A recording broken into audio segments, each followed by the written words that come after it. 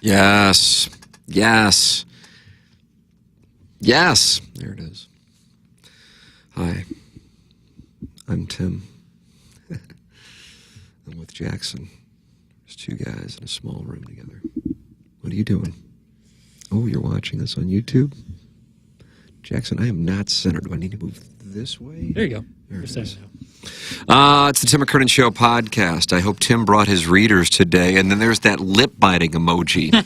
I did have them yesterday because I was wearing a suit of clothes. And you looked quite handsome, if I may say so myself. I don't know. I just don't. You did. It was a nice jacket. You know, Thank you. It's a real sport coat. It's not like a suit jacket that you're just not wearing the pants. It was like a real. Oh, does that go? Do people do that? Oh yeah. Oh, really? Yeah. Oh yeah. You say, oh, yeah, kind of like that's what the pores do, not at Ledoux. This is interesting. I feel like I've learned like 3 things in the first 30 seconds of the podcast. Presented by James Carlton of the Carlton State Farm Insurance Agency, by Mark Hanna of Evergreen Wealth Strategies, and by Seth Goldcamp of Design Air Heating and Cooling. Go ahead, enlighten me, please. No, I'm interested in this. I am straight sport coat, dress pant when I'm in that mode. Yeah, part of my algorithm, I think, on Twitter is sometimes men's fashion. And, all right. I was kind of unaware too, but this guy did a whole deep dive on why suit jackets are meant to only be worn with the suit pants. Right. Because they're all it's designed. Well, I thought that was kind of understood already. I didn't know that was like a thing. I think some people have just been doing it more, and like it's more evident. Whereas a sport coat is built to be worn with obviously all sorts of different pants, but a suit jacket is meant to be worn with the suit pants you bought. Right. And I kind of was unaware of that, honestly, up until yesterday. And it was because of me coming in wearing a sport coat. I don't know if that triggered it coming up on my Twitter feed yesterday, but it definitely was up there. I got to get off the For You section of Twitter. And what goes on in the For You, I'll go on it right now because I just retweeted Jake Gyllenhaal welcoming somebody to bed. Mostly bots being racist or anti-Semitic. Usually. All right, let me see what I got. I got Joel Condoré with Joe Burrow throwing a baseball. Okay. I've got 101 ESPN. I've got Robert Sterling with talking about Las Vegas and Circus and Excalibur. His name is, he's a finance bro and a Marine and an M&A advisor. It seems like we have different things. Yeah, I mean, my For You right now is mostly just basketball and sports stuff, but give it a little bit. It'll be filled with some of the worst shit you've ever seen. Do you think it's specific to the user? I honestly don't know. That's I would say part of that, yeah. But I think part of it is like it's whatever is provocative or getting people going that day, and it's almost always something grifty. Something grifty. Yeah. Something grifty this way comes. MD 2020 says, readers with the beard. I'm getting close. I don't have the readers. The readers are back at home. I like that hoodie, though. That's a good I thought we color all got this. Was this not something that was a TMA? I guess there's no TMA stuff on it. No, it's really solid. I like that color red. It's like a solar red. It's damn near solar city red. It's damn near city red. It is kind of city reddish. Now that I'm looking at it, it's a shade darker, or maybe even 2 or 3 shades darker. But it's close. But I like that color. Thank you so much. You're welcome always to email in for this podcast. Anything is welcome. A polite request. Something is been going on, and Jackson and I have the same email server, T. McKernan at InsideSTL.com. Jackson has Jay Burkett at InsideSTL.com. Yes, right? sir. That emails are getting put in my junk folder that are from people that are actually people. And I don't know how many I've missed. So if you have something for QFTA, if you put in the subject line QFTA, I'm not going to miss it because I do scroll through the junk before I delete it. And then I caught one that was somebody whose name I'm like, I think this person, but you know how they sometimes will use names that are in your contacts, you know what I mean? To like try to. So anyway, sent them in QFTA, and we got a bunch right when I posted and talked about it on the program, and I posted about it on the TMA fan page. Jackson, I think both actually, that I have at the leadoff hitter that just came in within the last 15 minutes. Well, I'll start with it right out of the gate. Hey, Jackson, I think it's great that you're stepping out on your own with your Movie Boy podcast And you can tell it's something you're passionate about and put a lot of thought into. As someone who also took film classes in high school and dabbled with short films and screenwriting after college, I share your enthusiasm. If listeners of Movie Boy have ideas or questions for your mailbag, where should we direct those? Thanks. That's from Let Sorkin Cook. Great. That was just great all around. And I appreciate the kind words. I very much so. If you want to send in anything, mailbag, ideas, thoughts, movieboyjack@gmail.com. You didn't want to go with just jburkett at InsideSTL.com. Why? I wanted a dedicated email address. I wonder if we should do that for QFTA. I was thinking, like, while you were saying that, I was thinking to myself, I was like, Tim should do, like, because it's so easy to make a Gmail account. And people like... Just QFTA at... If that's not taken. 69... Yeah, you might have to throw an underscore or something around it, but QFTA for you, 69. Cute boy QFTA. I like that. Cute boy QFTA at gmail.com. Yeah, it just makes it like all in one place. And then I think that I wouldn't deal with this filtering thing that I'm dealing with. All of your correspondence, or the lion's share of it, goes through your Inside STL email account. That's right. And so you have a lot of things, whereas if you have a dedicated email address, anytime you go into that email address, anything in there is going to be something. Well, maybe I'll do that. Yeah, something to consider. Because I'm like, holy crap, how many have I missed once? Because you don't know what you're missing. Think about that. You don't know what you're missing. So what is that email address for Movie Boy? Movieboyjack at gmail.com. All right. This one came in at 10:47. And for the record, we're live on YouTube, but recording the podcast on Wednesday, August 6th, 2025. It is now 11:30. Tim, my thought here is not fully flushed out. And I realize there is a big error in the full logic, but I wanted to shoot this theory by you on the apathy in St. Louis for the Cardinals. I don't hear this discussed much, but I think you draw a big correlation to the decline in fan interest of the Cardinals to the lack of Fox Sports /FanDuel /Bailey's on the streaming TV services. I'm not sure the numbers, but streaming television has been getting bigger and bigger, especially with the younger crowd, and ever since the streaming services like YouTube TV, Hulu, etc., dropped Cardinal games, I know my interest has dropped. I used to always turn Cardinal games on at night just to have it going on in the background and would watch a few innings. It kept me interested and gave me some face recognition of the players. Without watching it anymore, I just don't have the interest and have no face recognition. There was a billboard off of I-70 the other day advertising the upcoming Yankees series with Aaron Judge on it and a Cardinal player. I had no idea who the Cardinal player was. This is not good. Anyway, I think the lack of being able to see the Cardinal games on a nightly basis is a large reason for the lack of fan support and apathy we are now seeing. What do you think? Now, I realize that the Blues are in the same situation and they don't have the same lack of fan support or apathy. It may be a hockey versus baseball thing or an 82-game versus 162-game thing. That's all. Love the show. Would like to see Jackson up his wardrobe game. Oh, your wardrobe took a hit. You and the Riz show going after my Oh, that's clothes. right. Yeah. What, Rafe went after you? Riz went after you? Yeah, everybody.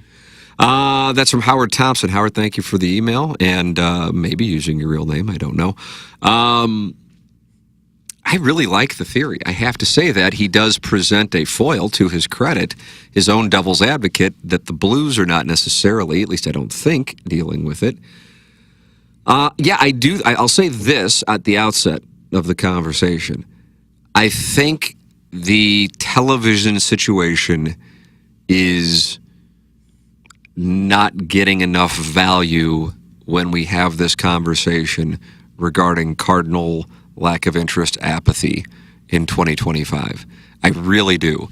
And I realize, and you say this often, I echo it, that it is merely, I'm using the Apple TV remote, which, my God, can you lose that thing? Yeah. Oh, couch cushion's worst nightmare. Oh, and when you have two young kids, forget about it. Eats it up. But it's hitting menu, and scrolling down and going to Amazon Prime for me, and click, and it's on.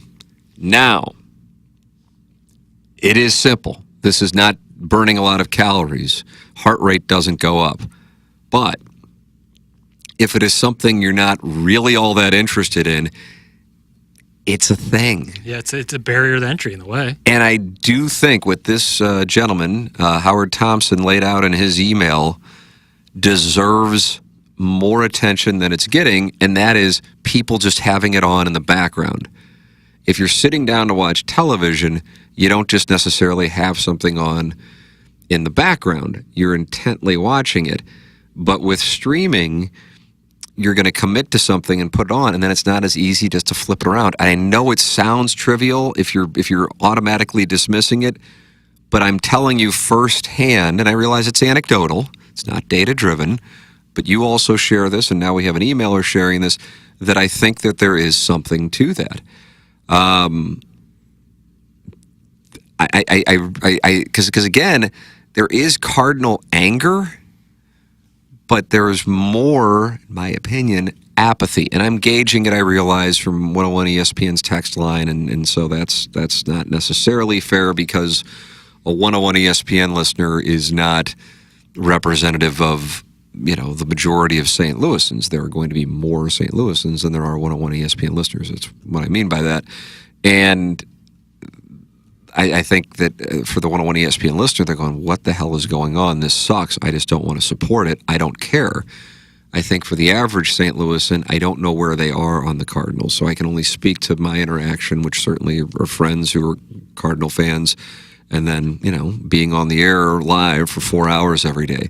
But I do think that television thing happening at the same time as the Cardinal decline, minus 2022, is playing a bigger factor in the state of affairs right now. Mm-hmm. I think it's certainly a part of the reason. I think I get back to what I talked about kind of last week, both on TMA and on this podcast, that baseball is boring.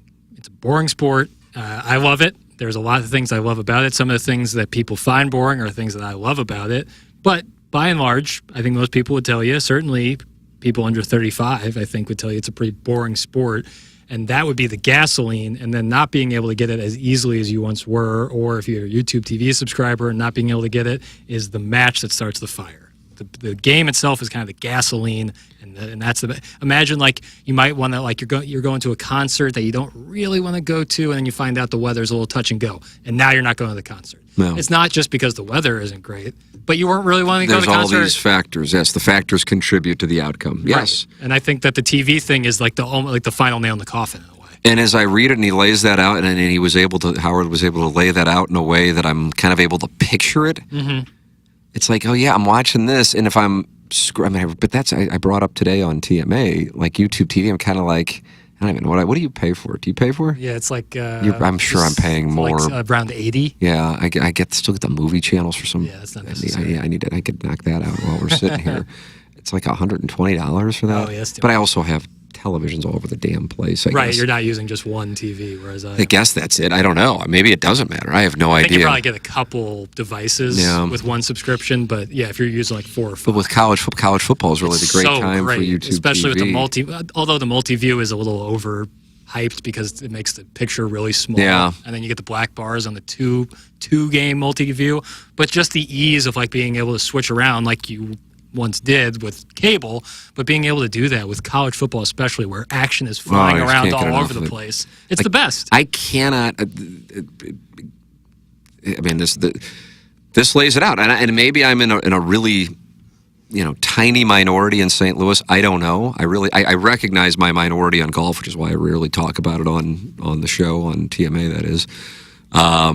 Because I'm aware of it. The college football thing, I feel like it is on this increase right now, and it would be great for the area if both Missouri and Illinois are live in 2025, and I think that's possible. I don't know how likely it is. Like I said, I'm a little concerned by Missouri's win total on FanDuel being 6.5. That's so low that it kind of makes me go, am I missing something? But my son's had an opportunity to play in something, neither here nor there. I don't say an opportunity. Anybody could sign up for the fucking thing. And I wasn't sure how much he wanted to do it. I didn't even ask him. And I'm kind of like, if it was on Sundays, I would have been like, all day, do you want to do this? Right. But it was Saturday afternoons. And I know we're planning on going to some Missouri games, which means he's going to miss some of it. Yeah. And then the other days, he doesn't really want to do it. I certainly would prefer to be able to watch college football. That's where I am. And I think that's where a lot of people are now, more so than a decade ago. And this isn't because Missouri is coming off a great season in 2023. I think last year was a bit of smoke and mirrors with regard to the record, but whatever, neither here nor there. Still, they had a good season. And so what that speaks to is if the Cardinals are playing at the same time, I'd be like, oh, it doesn't fucking matter. Right. You know what I mean? Right. NFL, obviously, for me, doesn't matter. And that's not like this anti-Crocky thing. It's just like, whatever. I just don't have the same... My fandom has dropped off considerably, for the NFL. Yeah. Outside of wagering and maybe some light fantasy stuff. Yeah. Like if I missed an entire slate of NFL games, I wouldn't be like, oh, man, what did I miss, I truly feel like I've got to do it. I talked about doing it last year, and for no reason other than I just didn't do it. Tracked my college football plays. Mm-hmm. I don't know why, but I turn profits in college football. Mm-hmm. Now, I want to emphasize this, and I don't know how many make their way to the Tim McKernan Show podcast, so I recognize that, but this is more for the hillbilly community, and I don't know how many we got on this. That doesn't mean I go undefeated. Right. That means I'd like to think I'm going to go in the realm of, 56% against the spread. What is in terms of realistic? Like 60%. Yeah. So that means I'm going to win six out of 10. Right. And I don't know. I don't necessarily know the why. I can't. It's not like I've got some proprietary formula. I really want to do this. Stay on me about this. I want to do this. I want to track it. I'll be betting. I had a nice hit the other night, Jackson. Ooh. Super random. Super random. As you know, the Southside Seaman Fantasy Baseball Team, the most storied organization in fantasy sports. The Bronx Bombers of, It's just fun to watch them go. And I had been observing a gentleman by the name of Warming Bernabel. With the Blue Jays, right? No. Or, I saw some meme about him the other day. Really? Yeah, Probably because of his name. Yes. He's with the Rockies. He's coming to St. Louis, brother. You want an attendance jolt? Bring in Warming Bernabel. Yeah, I just need the Savannah Bananas and Warming Bernabel. But I was looking at the numbers for this guy, and he was doing it on the road away from Colorado. He had just gotten called up, and he was just raking, and he was hitting the shit out of the ball, too, sometimes for outs. And I'm like, first game ever at Coors Field, and they can't figure out how to pitch him just yet. They'll figure it out, and there'll be a regression. Plateau. And on Friday night, I don't even know what the hell I was doing. Still with the profits from the 1.6 seconds with the Jets in my offshore account. I'm like, I'm going on Bernabel to hit a home run. I'm going in on Bernabel to have 3 hits, 3 RBIs. And I forgot all about it. And then I go, oh, yeah, I bet on this random guy in the Rockies. And he went off. 4 for 6, 2 runs scored, a home run, and 4 RBIs. So now I got a nice, what I call a nest egg for the college football season. What's a fair unit size? What's a meat and potatoes unit size? 50. 50, really? I kind of think that's a 20 to 50. I was thinking 25 is a good unit size. So if we operate off the same currency. Okay. Because even though I don't want to be like, okay, I've got X in the offshore account. For sure. We're not going, okay, I want to be able to track it and then also track it with and we'll operate on the same lines. Yeah. I guess starting in December, we'll be able to FanDuel it all day long, which will be glorious. But for the next few months, I'll be Bovadaing it, which isn't optimal. It's Bitcoin season there. But it's my commitment. And what do I get out of this?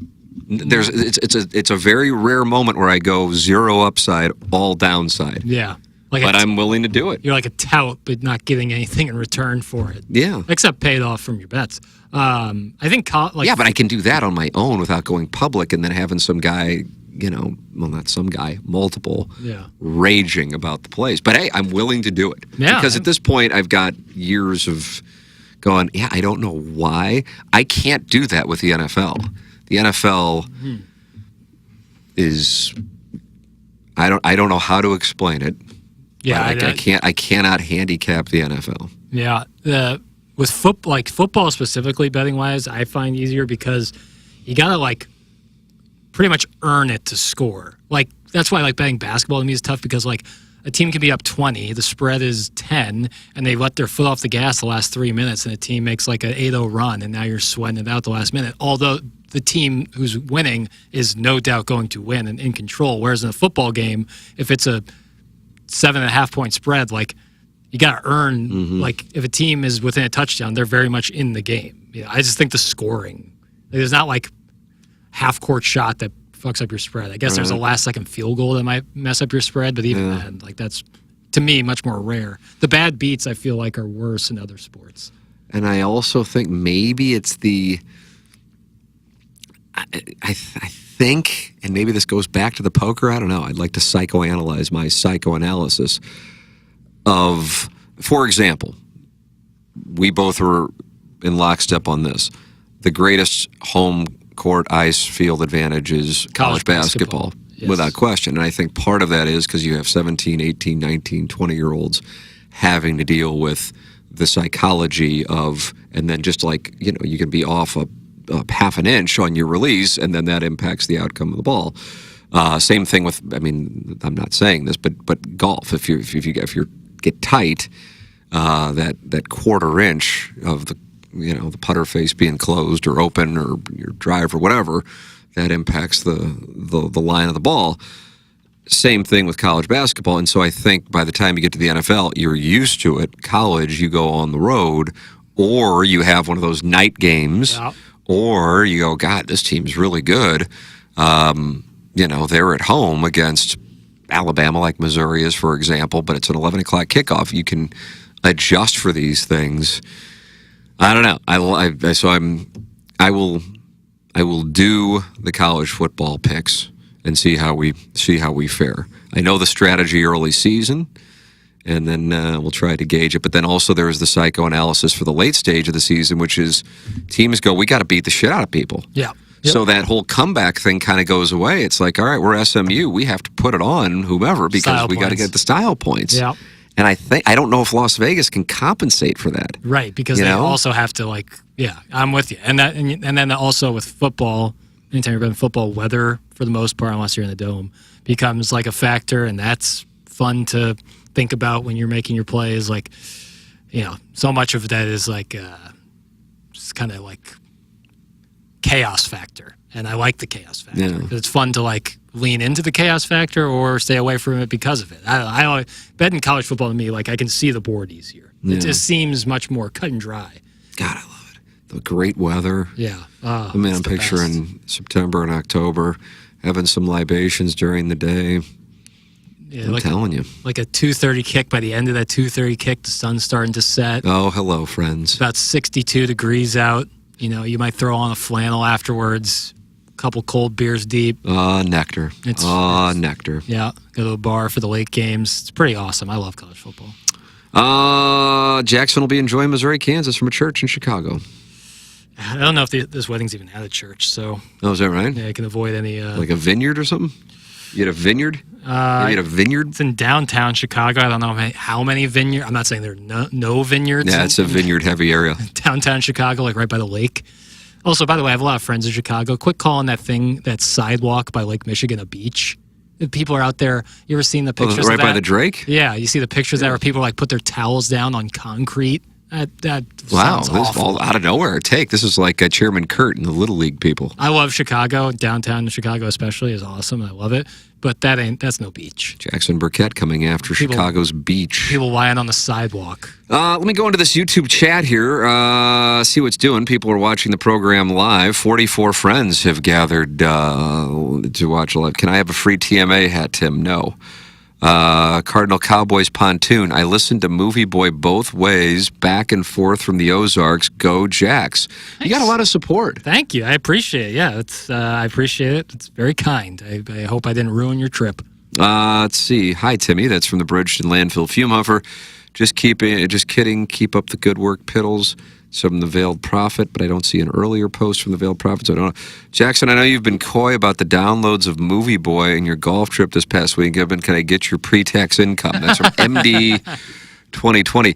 The thing is about the downloads, I would think I could be off by being on the TMA podcast feed. You automatically get the downloads, or Apple adjusted their download statistics recently, and by recently it could be a year, for some adjustment that it automatically isn't credited as a download if you don't listen or you haven't listened for a while. I think Apple, you know that. Yeah, there is something with that, but then download numbers always get into multiple different platforms. Either way, it's not my place to say. Yeah, but I've appreciated the people who've listened and sent in some nice messages because I've seen them and they're very kind. Let's see. I will say I work with lots of blue-collar guys that live and work in rural towns in Missouri. Talking about sports with them, everything is the same. Oh, man, I used to love watching them nightly, but I just cannot get the game. There are guys who absolutely will not ever understand how to stream. They don't do Netflix. This is a huge portion of the fan base. That goes back to the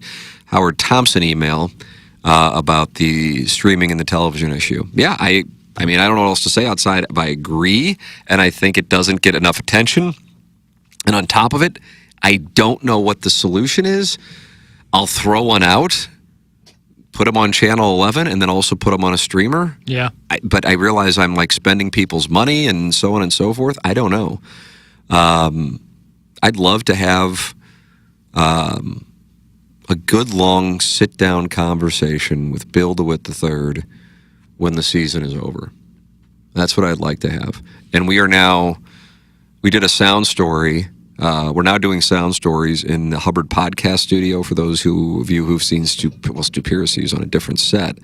And Riz and I are going to start shooting the second season of that next week.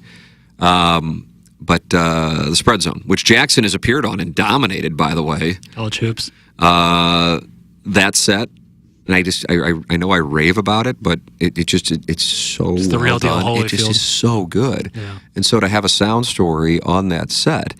So anyway, we were doing one yesterday there, and the caliber of that broadcast, the look of it means the world. But I would love to sit down with Bill DeWitt in there for the Tim McKernan Show podcast and just do a long form, kind of like a sound story style conversation. But I really want to get into the weeds on some of these numbers, and I realize a lot of them he's not going to get public with, but we can speak in terms of percentages. Don't need to talk about dollars when you're talking about percentages and increases and decreases and where things are. It's something that I actually feel really badly for him, and I think Martin does too, because it was on Martin's podcast, is how that quote he was saying it in a way, but he just, it got bastardized about, well, fans, I laugh when fans it say looked really bad on text. In the spoken word. Yes. In the spoken word, you can hear he's... Right. And I'm not even going to do the results oriented. Well, he should know better than to say it. I know what he was doing. That's the thing. It's like, and that's why I understand people not want to do interviews. It's like when Costas was going off. He goes, he's in the moment going off, and he goes, and he was telling a story about the Syracuse thing where I don't even know what he was talking about. Right. And it was clipped from what he actually said. And I know Joe Buck has run into this. Joe's told me this. He goes, I'll do your show. He goes, but I'm really I don't want to do other shows because if I say anything, it gets taken out of context, posted because the show wants to get engagement, and then it gets turned into something that he didn't actually say. Yep. Yeah, it happens every single day. I hate it. I hate it. I look for links. I hate it for those people. I hate it in our cases where we're asked questions and it's like, well, that's not what I said. That's actually not what happened. Oh, you're being defensive. Well, I don't know what the fuck to say. I didn't say it. So am I supposed to just go, okay, I said it even though I didn't say it? Right. It happens. I see it every day where the headline is the person's name with the quote next to it. And then I'm like, well, that looks really bad. And then you'll go listen to, they've in credit, they source where they're getting it from, and they usually link if it's like a YouTube thing, and you listen to it and you're like, okay, well, that sounds right. It looks different when you write it in a headline than what it sounds like in there, and you know what you're doing, and they know what they're doing. Oh, absolutely. And and then people quote tweet it without they won't even read the article. Of course, they don't read the article. They don't read the article, which is aggregating from whatever podcast they were on. That's correct as well. So now you're like tertiary sourcing it. Martin was making the observation, I think this was before you were in the studio today, before the show, how he went down to Columbia yesterday. Yeah. And he said, outside of Gabe, who is, I guess, a year older than me. We were in the same class, but I'm a prodigy. He said, I don't know if there was anybody covering the team that was like above the age of 23 years old. Right. But then at the same time, I think to myself, how can like people go and like try to do this for a living now? Right. And so because of that, and I have a point in getting to this, and I'm not, I said to Martin, and again, this was before the show today, I said, even I kind of was at a point where I should have known better, because the good days of television, we were already in the 9th-ish inning then, maybe 8th inning when I was doing this stuff starting in 1998. Period. I just don't know how you could go, yeah, this is trending up. Right. Because the barrier to entry on our industry is zero now. And so what that means is, in order to get attention, and then, well, in order to get dollars, you have to get attention. In order to get attention, that means you have to be either hyperbolic or disingenuous. And I for real, talk about being hyperbolic, but I do believe the media has played one of the most significant roles in the polarization of the United States. I don't really think that's a real bold take, but because it's all coordinated to create anger, distrust, and, you know, if I'm getting my information from one place that's telling me that the information you're getting your information from is lying, well, then how do I not view you as being either dumb for getting it from there or a liar yourself? And then it creates enemies of people who may not necessarily really be enemies, but because of the media's manipulation of it. And that's done because the dollar pool has declined so much that people are now cannibalizing each other to have access to those advertising dollars. And so what they do is they say shit that's as outlandish as possible, or they do the thumbnail game where everything is, you won't believe what. Oh, yeah, boy. Oh, I can't tell you how much it just bothers me, because I kind of feel like, even though it's not, you know, what TMA has really ever done, I don't think, but maybe somebody would point to an example of like once. I don't know. I'm not. This isn't like a contest. I'm just saying I'd like to think that the show has kind of had the same kind of, you know, self-awareness of the ridiculousness of it before. It's kind of like ridiculous. Now I'm like, I'm complicit in the business that is gross. Yeah. Oh, I mean, I'm wearing a T-shirt that says Unity right now. UNITY. Yeah. Was that Queen Latifah? UNITY. Was that Queen Latifah? And she started bringing down the house with Steve Martin. Am I right on that? Is somebody? I love Queen Latifah. I don't know on that, but Got to do show. got to. There is no money in unity. There is money in divisiveness. Hence where we're at. I think that's it's cut and dry in that way. There is way more money to be made in dividing people than there are in uniting people. I don't know. I know I've said oftentimes, I know, I realize the playbook, but I can't put my head on the pillow if I were to execute the playbook. And we're kind of in a position, fortunately, because we've been going for as long as we've been going, that we could exacerbate it. Mm-hmm. But I don't know. And then you get to a point, then if you're like kind of like toward the end, and then you're holding on, and then you're starting to play that game, and I don't know. It really, it bothers me. And because it doesn't bother me for any other reason than I feel like it actually has had real world impact. For sure. That's what I'm talking about. For sure. So I see it, and it bothers me. So then I sit there and I go, whether you're going to the University of Missouri and you're in Columbia, or you're at Syracuse or Northwestern or wherever, it doesn't matter. It doesn't have to be one of those quote unquote caliber of journalism schools or communication schools. Like, what's the angle? Like, what's the plan? Because there are not. If you want to make money in our business at this point, like you can live on it, money, usually you're not going to be in a solely employee mode. Right. And maybe I'm off the mark, minus your play-by-play guys, like a Joe Buck, Yeah. Al Michaels.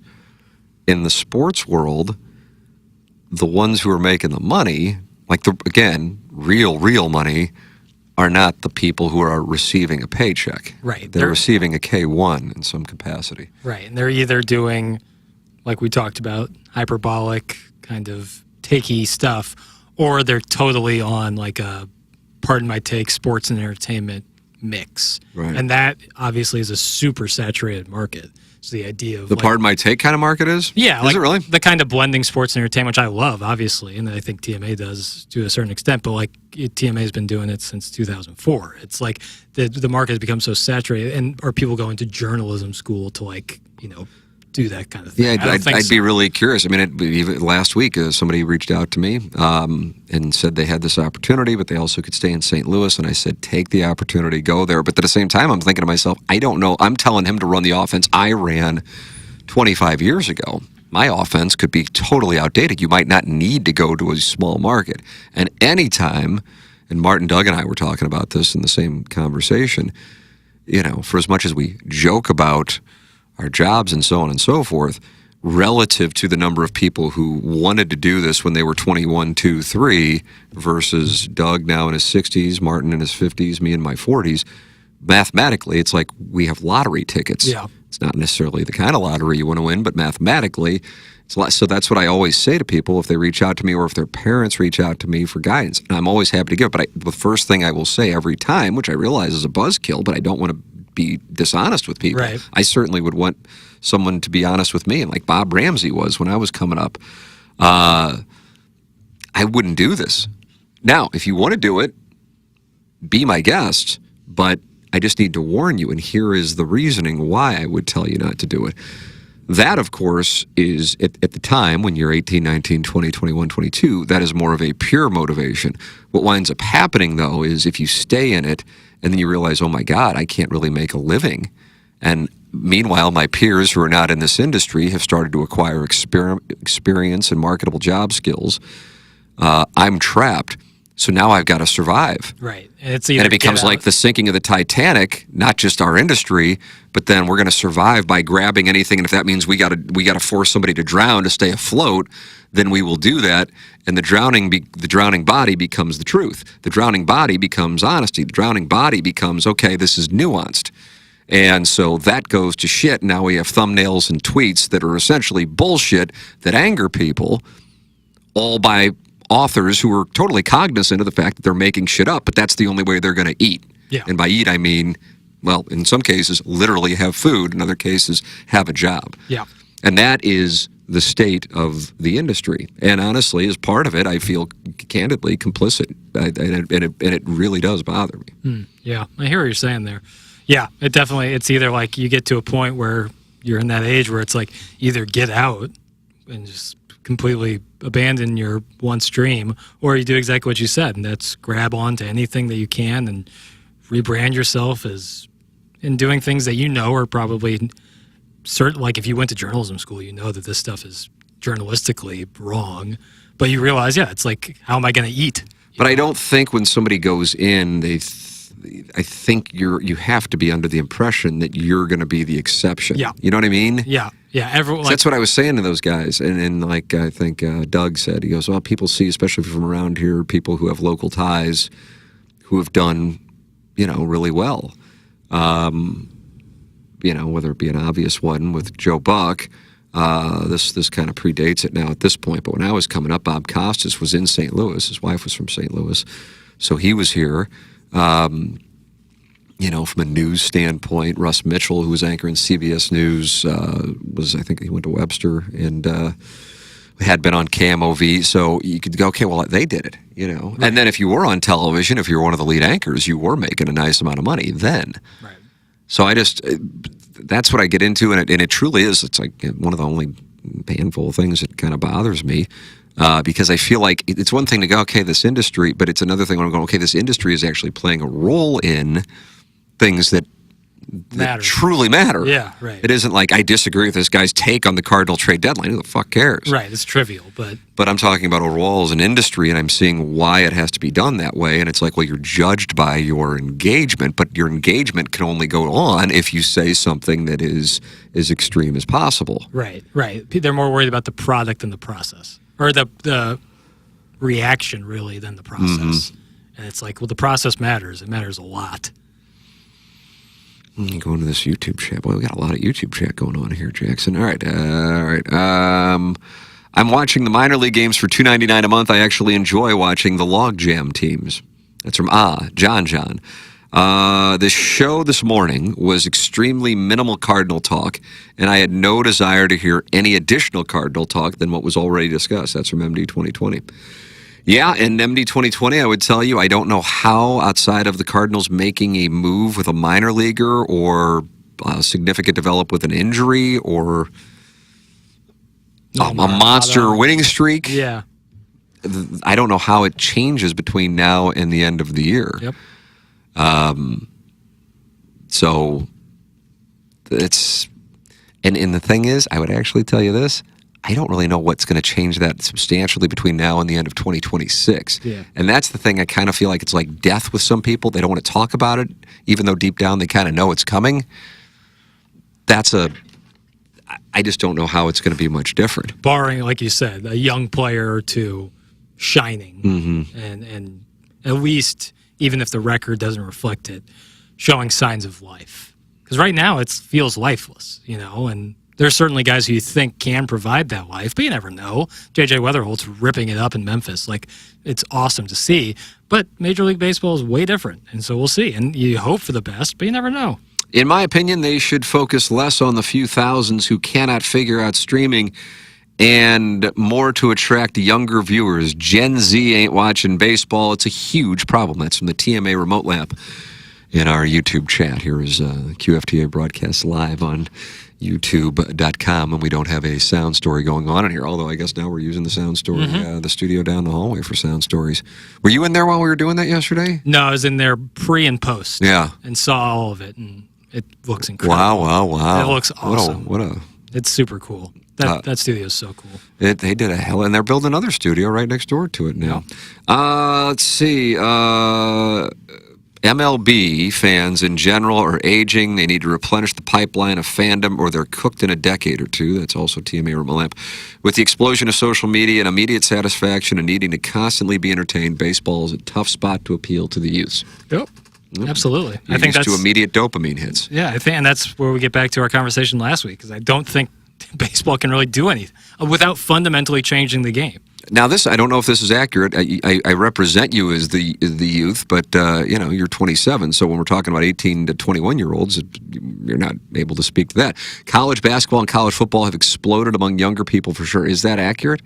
I don't know. I don't know where I'll go AIing. Yeah, one can source that. I'm not sure. I know my friends, people I hang out with, people I associate with, are really into both, but I kind of think they've always been into it. I don't know. I'm probably the wrong person to ask, because most if not all of my friends are big into sports. Total viewing of college football across all networks is up 28% over the past 5 years, according to The Athletic. Yeah, makes sense. That's college football. Let's see about college basketball, Jackson. I would assume that number would be smaller, but probably still an increase. Yep. But I would imagine it'd be pretty marginal. Let's see. Women's college basketball has experienced a more dramatic surge. Yeah, for sure. Let's see what I got as far as data. Boy, it's a lot about women's college basketball. While the men's game hasn't experienced the same meteoric rise as women's basketball, it remains popular, with the men's Final Four semifinal games reaching their highest viewership since 2017, according to the NCAA. Yeah. That Duke-Houston game. Yeah. I think... And then Florida played... Paul Mitchell, the Salon School at Missouri. They played... Boy, it's so quick you forget. Florida beat... It was Florida, son of a bitch. Well, who'd they beat? Auburn, Wardam Eagle. That's right, Bruce Pearl. Good game, too. It was a great game. Those 4 number 1 seeds last year were so good. Let's see. The the Live and PGA split killed golf. Where'd that come from? We'll have a drive-by I don't know if I miss. We'll have a drive-by take. Yes, the PGA roster is fine, but not nearly as explosive anymore. A lot of randos. Yeah, I don't know if I really watched much of the non-majors. I mean, I would watch it, but I wouldn't really I never do. get too into it. No. It's just always about maybe the majors players, for me. but it's majors. I'm more interested in like when a guy needs to finish in the top 70 to get his that stuff's advance always the playoffs. Cool. But then again, I who won this past weekend? Oh, Cameron Young won. Yeah, he won. It was 4 days ago, and I don't remember. Yeah, Ryder Cup too. Ryder Cup all day long. Can't wait. That'll be super fun. So it's becoming a running joke here at Hubbard St. Louis, me booking vacations and then not taking them. It has happened 3 times this year. Yep. And we were only on, as we were talking, August 6, 2025. And I was sitting with Tommy Mattern yesterday, and he goes, hey, I see you put in a vacation request for the end of September. He goes, I don't really want to approve it until you actually know you're going, because then we got to go through the whole process of like putting the vacation hours back in your... and he's laughing the whole time about it because I don't know how to. The one time when we didn't go to Denver, it's because the weather there was like rainy and 40 degrees for a concert at Red Rocks in June. But let me tell you this, and it ties into the Ryder Cup. I like when you get into your, I'm going to say it, horny voice. Yeah, well, it's my birthday, and I will be on a mission as usual for the less popular. I mean, it's high time. Let's go. Seriously, if not now, when? Thank you. What, when I'm in my 70s? You would take it, though. I guess. If you're still on the quest for an MFF... I will be. In your 70s, that's a good thing. I'm sure. Here's the thing. I know I will be. Because if you would have told me 25 years ago that I'd still be on the quest at 48, I would have gone, oh, that would be gross. Well, here we are. Yeah, but we are. Who could have seen the advent of OnlyFans, you know? How does OnlyFans have anything to do with my MFF? There's more places to quench thirst, I guess. So I just started subscribing to girls' OnlyFans and asking if they want to hook up? It seems like I bet that does go, now that you mention it. 100% goes on. You know what? Now I know what I'm doing today. But we specifically, I did. You know, my wife will go along with almost anything for my birthday. Yeah, right. I said, hey, because we were going to go to Las Vegas this past weekend, and the weather in St. Louis was great, and it was 108 there. And it's kind of like, why would we do that? Right. Fucking cares. I'd taken off for a family thing on a Thursday, and then I had a tournament on a Friday, and I'd already been gone early, and I'm just like, that's a lot of vacation, and we're going to dying to do it. Let's just save it for the end of September. But, woman, listen to this. Let me make this crystal clear. You can be down at the pool doing whatever the hell it is that you want to do, putting your oil on your, all due respect, Italian-American skin. And I think I can say that because I'm married to her. I don't know. I'll deal with the ramifications later. Yep. And I love, by the way, that my 2 boys somehow are able to do the same thing, even though they carry mix on their names. Oh, they can tan? They got, Good on them. What a great thing. Big W. Yeah, she's down there putting oil on. And I'm down there with the 50 sunblock. At least. What a mess. I got an observation on that too. I have a feeling I won't remember it. See if you can remember. I'll make sure. Okay. I'll make sure. All right. Because this is about assuming tanning. In that same. It's under the umbrella. Okay.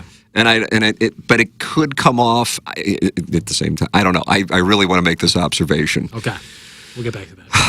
Now, what the fuck was I talking? Oh, Ryder Cup. Mm-hmm. I said, here's the deal. I want to go to Las Vegas to sit in the room and watch the Ryder Cup. Makes total sense. But at night, number 1, I'm on a hot pursuit of the less popular. Yeah. Number 2, I got the restaurants that I love out there. Yeah. If I want to, I can play golf. I'm going to try to find not that anybody would, but if you happen to, an instructor in Las Vegas, not to go, I don't even want to play. I want to work with an instructor to hit the fucking golf ball the right way. We are at a crisis point. You catch all the hell for your 7-iron distance, and when we do play together, for whatever reason, even though you're 20 years younger than me, and I think we'll have a lower handicap than me at some point in the relatively near future, if not, something is amiss. But I'm still hitting. We had our member event a couple weeks ago, and the guy I'm playing with is like 10 years older than me. Now, he's a big guy, and he's a good player. He absolutely compresses the ball.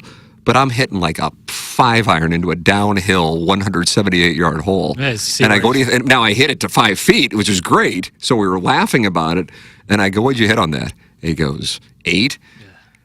Yeah. And he go, what'd you do, 6? And I go, And he goes, oh, no. Yeah, it sucks. Well, it's because I flip. Yeah, I got the whole thing. I know.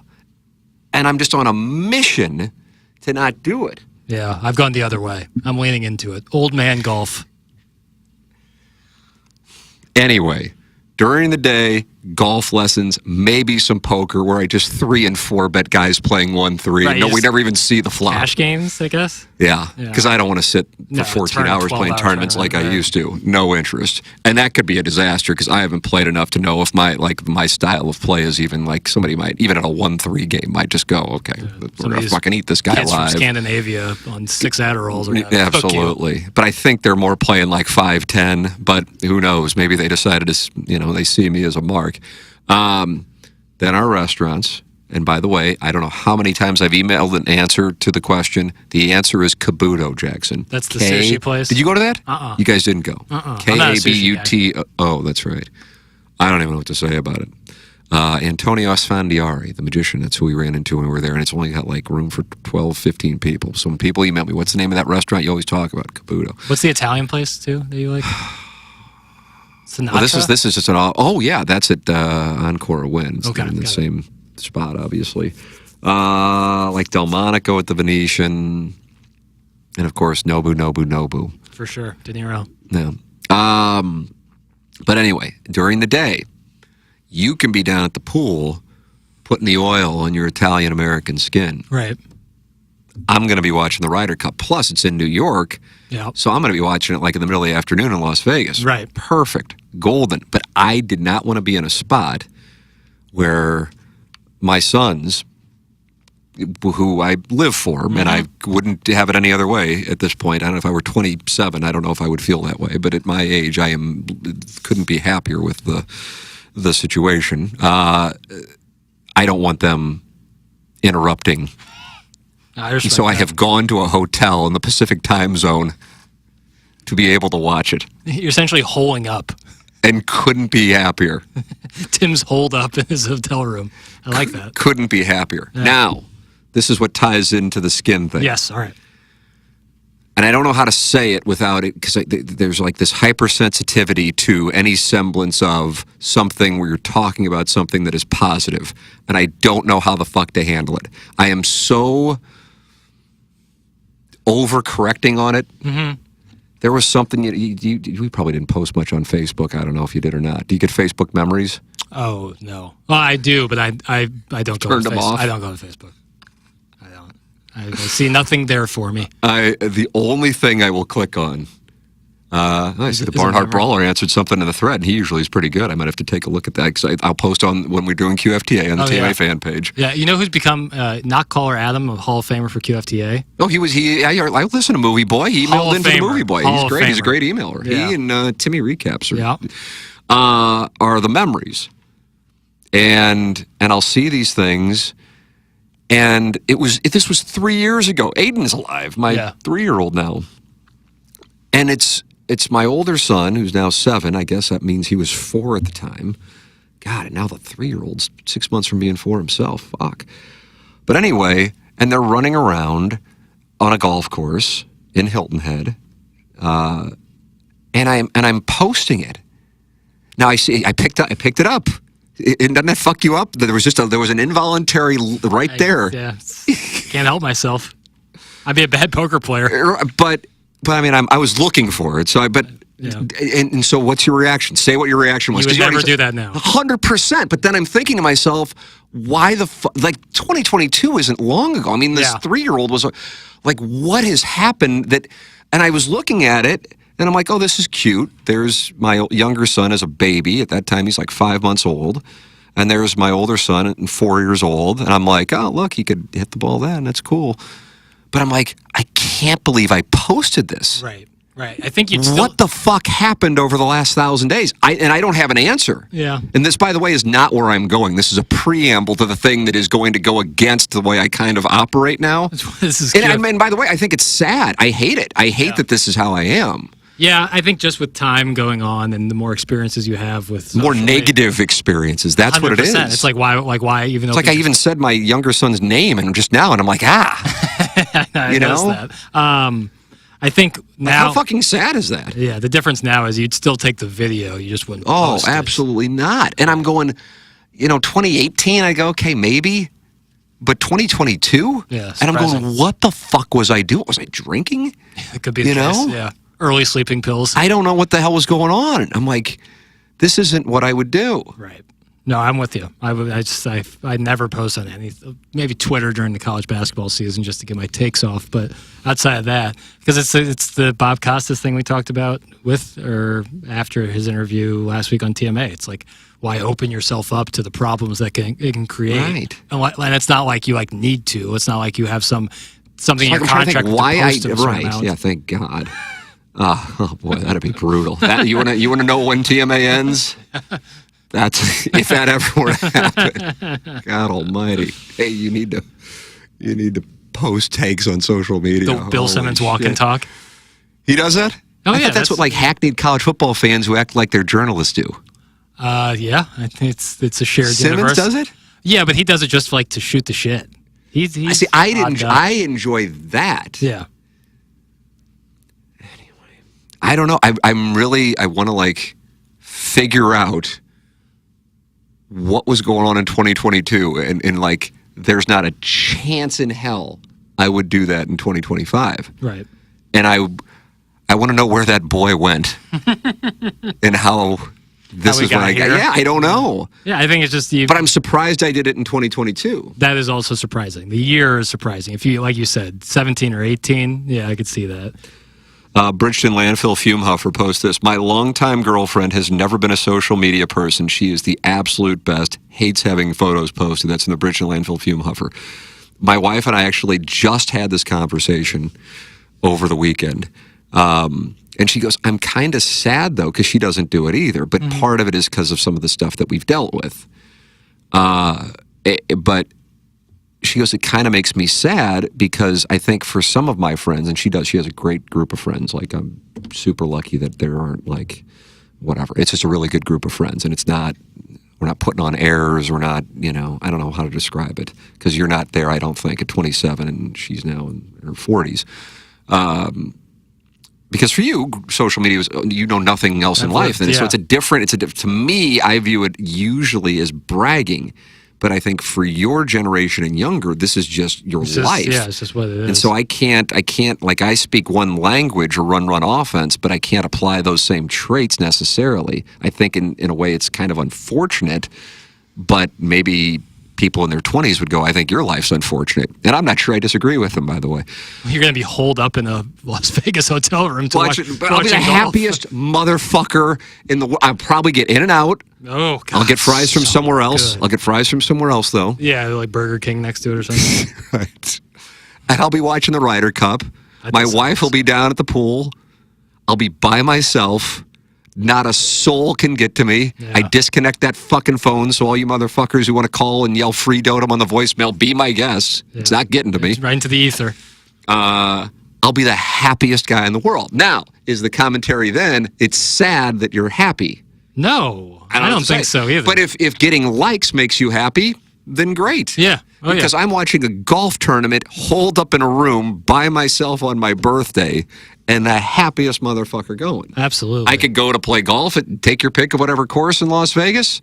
No, I want to sit in the room. It'll probably be like 85 degrees and flip back and forth between college football and Ryder Cup. Sounds pretty great. Okay, all right. But you're in a different situation, too. I mean, when you're at home, you have a wife and kids, and like you said, you don't want anyone interrupting you. So when you have that, plus the in and out, that sounds pretty awesome. Oh, God, doesn't it? It sounds pretty great. I'm pretty excited about it. And then the option to... I told Tommy, go ahead and authorize the vacation. It's like kind of like, it's something about like, I could go down and play some poker, do some gambling. I could go play 36 holes. Yeah, but the idea, like being close to proximity to that, like having the option, but being in the room, there is something special. Oh, about I can that. picture it. Yeah, there's something special. I'm in a good place about this. Right yeah, now. no, it's 50 fucking days away. But anyway, she said, I feel badly because for my friends, they kind of use social media as like a vault, like a photo album. Yeah. And I said, I think and you may be able to instruct me here, or our friends who are watching this live on YouTube, you can set who can see certain things to only. Instagram is really great with that. Right. Yeah. Private story. Yeah, it's super helpful. Yes. Okay. Can do that. So we were having dinner on Saturday night. I said, I think he can do that. For sure. Close but I don't friends. fuck around with it. Yeah. Oh yeah, it's great. That's a big. Or you can go private. Or you can create I have, take your pick of whomever they have like a public account, but then they have one for their private. Yeah. But I feel like it'd be kind of vile if like I had like all of a sudden I'm friend requesting like my buddy from St. Gabriel's and like, oh, you need a private account because you do a dumb shit show in St. Louis. Fuck yourself. I'm not accepting. I get that too. Oh, you do have a burner? No, but I would get that see what I'm saying? feeling where it's like, oh, like look at me. Yeah, exactly. I don't want to do. Yeah, exactly. No, yeah. Oh, you made a bad career choice. Yeah. Yeah. Oh, now you have to make it. Now, I'm not. And then they'd be like, I don't want to do that. That's what they would do. They'd spit on you. I don't want to do that. No, I get that. So I said to my wife, I think you can just post it for like, I don't know. Close friends. You can set exactly who would be able to see so it. then that way you can save the stuff. And there's also because apps. she'll occasionally do this after like the holidays or summer, and I go, oh my God, please don't do this. Right. But it's her thing. Yeah. There are apps too where you can like essentially make like a photo album and then save it. And it's different than your camera roll. Like you can set it up that way. So there's some options if that is the case. But yeah, it's the world of social media sucks. I hate to quote Kanye West, but he gave this quote before. This was in 2016, Life of Pablo, before things went off the rails. He said, using Instagram comments to crowdsource my self-esteem. And I think that's very poignant.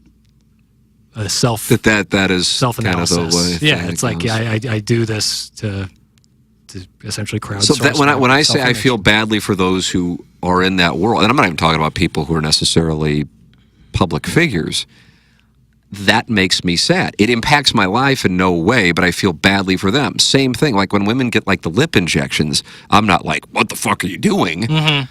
I feel sad that they feel like they need to do that. Yeah. So I feel sad. I'm not like, what are you doing posting on Instagram?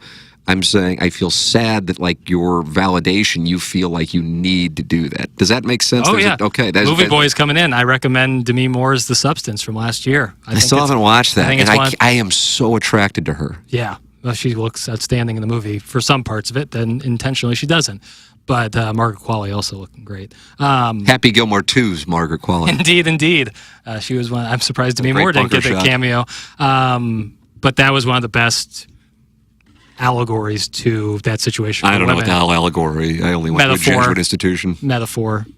Just another term for like metaphor. But you had to like show off. I think for literary devices that would be a better term. Allegory? Allegory would be better than metaphor. Metaphor is more kind of phrase-based. But yeah, now I've gone onto a tangent. No, hey, you're doing just fine here. I'm coloring me curious because I Demi Moore, I mean, I have been enamored with her beauty going back to, I guess, probably like the 80s. Yeah. But even when she's like got the hair up and A Few Good Men, I'm just like, look at that hair. So that's like I'm a not military saying that. thing. I'm not saying yes, it is. I'm not saying that's like my kink. No. But if it is, I would hope you wouldn't shame me. But you told me that it was a military thing. Like I watched it recently, like of the last 3 months, and I was like, what was going on with the hair? And you're like, because otherwise I was like, if you're a lady with long hair, right? That makes sense. Because I was wondering, I was like, that's the way most to go ridiculous about it, looking they're not gonna have, hairstyle. like, right? Yeah. What was I? I mean, God, You had a take about something with in the umbrella of tanning, and I want to hear it. Oh, okay. It's not the umbrella of tanning; it's the umbrella of appearance. Okay, thank you. I am curious on this, but I know how it's going to come off, and I'm at peace with this. This is something that'll pop up in my memories in 3 years. I go, why the fuck did I say this? But I am truly. I actually don't think I'm going to say it. Okay, all right. I hate to do this, but I don't. Teasing camp is. Yeah, teasing camp's got to the point where we know we have to tease, but because it's just no upside here. Well, I mean, where's the upside on any of this? This is zero. This is also zero upside. Yeah. We have advertisers. We have advertisers. We do have advertisers. And I do love doing this show, but sometimes I'll get done with it. I go, God, did I say that? I can't believe I fucking said that. Oh shit, that could cause a problem that I said that. That's the risk of the YouTube live. Oh yeah, that's why I've been doing Movie Boy, and like It's almost You don't do that live, right? no, but I think to my detriment because I'm like over editing stuff and like Oh, really? and like I'll record like a mailbag. Do you listen back and hate things? No. You don't listen at all? No, I don't listen back. I feel like, because you get accused of like being my yes man. Been going on now 5 years. And I think it's actually, but it doesn't matter because this is one of these things that becomes a reality and It doesn't matter. TMA bubbles and it just doesn't matter what we say. But observing it, recognizing that that's a thing that's out there, along with whatever other things that are out there, and like then knowing the truth versus like the things that are out there. Here's what I think actually goes on. I think you grew up listening to the show, and then me by proxy as part of the show, and then working with me, that you pick up some of the things. Oh, for sure. But it's not like that means I worship Tim. No. You know? You're a product of your environment. Like, I've caught myself, Doug obviously has a variety of things that I will say, and usually I think subconsciously I'm like, well, I won't say Doug's material around Doug. Yeah. And then, like, I'll be talking with Doug, and then I, like, give his material back to him, and it's like, God, that's fucking just so hack. Yeah, I know. You know, like, if you got your own thing, like, it's your own thing. I can't even remember what the fuck it was that I said, you know? I mean, I've said it before, and I go, that's not my thing. What am I doing? But I'll hear you doing interviews, like when you were interviewing Iggy. Yeah. And I was listening to that, and I'm hearing it, and I'm like, some of the things that I personally don't like, I hear me do in interviews. Like I told you about the Freeze Maroon secret tapes that'll never be released. That's right. It's like the Warren Commission. It is. And I listened back to that interview, and I go, oh, shut the fuck up. And I'm not talking to Pat or David. Right. I'm talking to myself. Yeah. And I go, yeah, I find myself doing that with Josh Schertz was in studio yesterday. And Martin and Doug aren't going, yeah. And I'm going, the fuck am I going, yeah, for? Like, fuck off. It's how I end. I'm in the present saying fuck off to myself. So when you're watching me on YouTube, know that I am in self-loathing mode. I catch myself, after someone says something, my immediate reaction is to go, yeah. Like, who says that? Who in I do, and you've been listening to me for so long, and now working with me for 5 years that you've picked up my shit. I know, but it's fortunately you're still pleasant and likable. You haven't gotten there yet. But I like edit some of that stuff out because I'm like, what the fuck am I doing? Right. But I heard you doing it with Iggy, and I'm like, God. I don't go, what the fuck are you doing, Jackson? I go, I did this to Jackson. That's what I'm thinking. Like, there are whole 6-second swaths where I just stutter and then get to my point. I'm like, what the fuck? I know where that comes from, too. That's so bad. The fact that you did it in 6 seconds is an accomplishment. I haven't gotten to mine, and we've been on for an hour. I plan on stealing Doug's thing, though, where he says, I'm coming here for lollipops and ass whoopings, and I'm fresh out of lollipops. I plan on stealing that. That's pretty good shit right there. That's how he says he recommends parenting. All right. Plenty. I mean, holy shit. A very active YouTube chat. We had the hot take on Liv, which got me into my Ryder Cup thing. Let's see. I want to give something. There was a question for everyone. Do we know when sports betting will be legal in Missouri? I can actually help you out. I believe December 1st or 3rd. December 1st. Is that what it is? I think it's the last possible day that they can do it by law. God. It sucks, dude. Another football season gone by. It's just, I don't know. Can't have nice things, man. My hope, because I can't call it my belief, but my hope is that we will look back on the time in which we exist right now and go, holy shit. Yeah. Can you believe that stuff was going on and that a healthy portion of the population knew it was wrong but was scared to say anything? That is my summary of what I hope. And by the way, I'm still not 100% sure that thing's going to get home, because now we're just like overturning the will of the people. All the time. That is my hope, say in 2035, and like my kids who are so young right now go, what was that like? I go, yeah.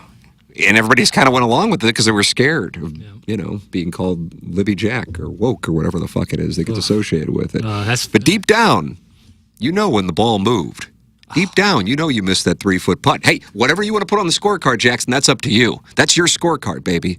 I already won the hole. I don't give a fuck. You can put a 6, you can put 5. It doesn't matter. I got another birdie, per usual. What's a yellow hazard?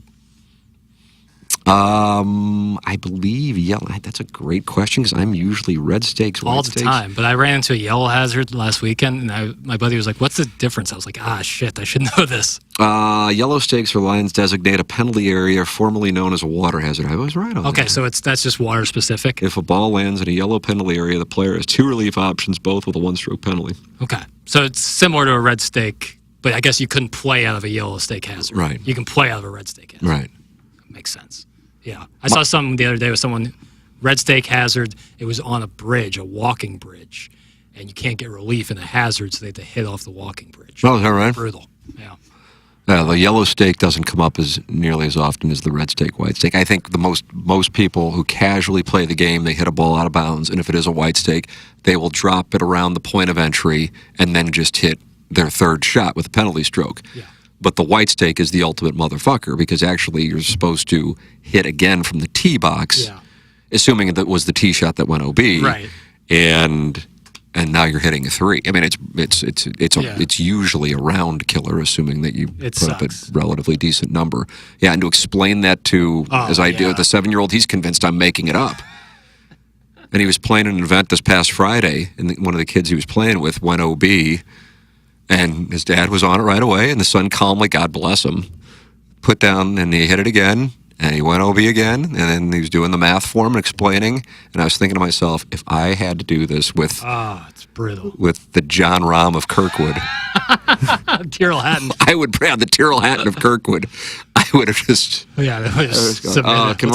one of you guys in the pairing explain it to him?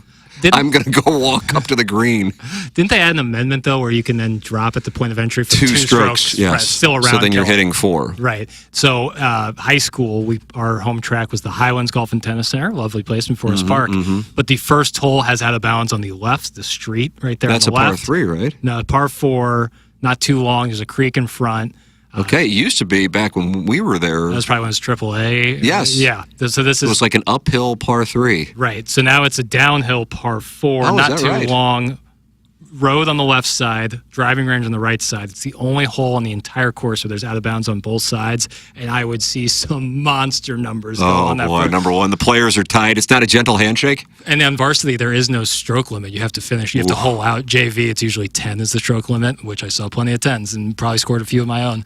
But out of bounds on both sides. And players. I would see kids fire 3 in a row OB, so now hitting 9 off the tee and like come in with a 12. And now you have to go play 8 more holes walking. It's like, what's the point? Brutal, God. Dude. I would see it and I would feel so bad. I definitely went OB several times too, but it is. It's a rule that, and again, if people don't play a lot, it's like I don't think they're like Patrick reading it. You know, you just don't know. But yeah, it's like if you're playing and you're gambling, it's just like.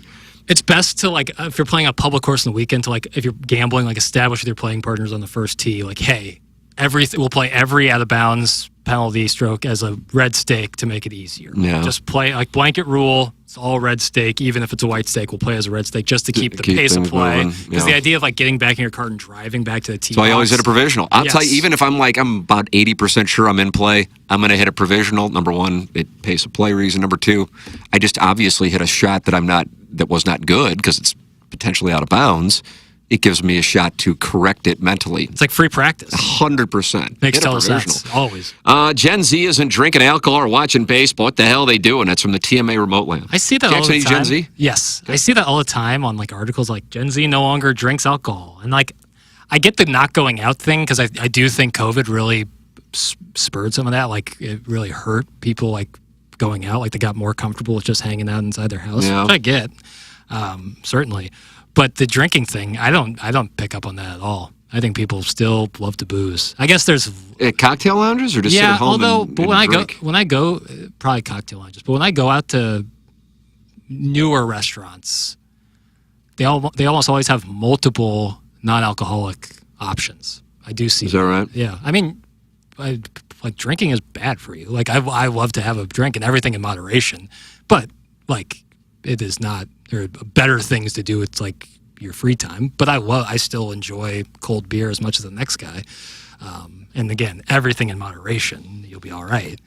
But I think Gen Z probably is a little bit more aware of that. Not to mention much more the legalized cannabis stuff certainly changed that in a major way too. Oh, absolutely. And the destigmatization of it. So, yeah, I would say that would contribute. So I maybe understand more so, but I still think Gen Z people are drinking a ton. This is a good question from Jake in St. Genevieve. Tim, did you ever get your financial situation figured out with FanDuel? That was not with FanDuel. I will now tell the story. It was with Bovada. Ah, right. Mexican soccer. I mean, so strange. It was unbelievable. So weird. So I mean, that's the place where I wager. Right. And that is where I won, not like a ridiculous amount of money. It didn't offset it. Trust me, I was certainly cheering against the Winnipeg Jets. But when the Blues lost to the Jets, and I was live betting the Jets throughout that, and I eventually got to like plus 750, I think, maybe even plus 1,500. I don't know. I won a nice amount of money, again, relatively speaking. But I have a friend who has made, what a lot of people would consider a great annual salary. Great, because it's into the six figures on that site. So what happened to me would have happened to him. And for me, it wasn't $1,000, but it was a few. It was like, I don't know, whatever. I was fucking say it doesn't matter. $700, something like that is what I had in there. And I just, as much as we jack around about the TAM, and I don't like to is this K-Fob, Jackson? K-Fabe? K-Fabi? Kafabi? K-Fabe? Is that the guy who wore the fedora? Kevin Federline? K-Fabe? K-Fabe? I'm not going to lie, I zoned out there for a second. Is that what happened? Because I feel like you're the one who told me about it. And then some with Kevin Federline. It's a professional wrestling thing. I don't know where Kevin Federline came from in this, but I guess K-Fed. There it is, K-Fed, okay. The fact or convention of presenting stage performances as genuine or authentic. Oh, okay. Professional wrestling. Yeah, right. So I kind of hate to go.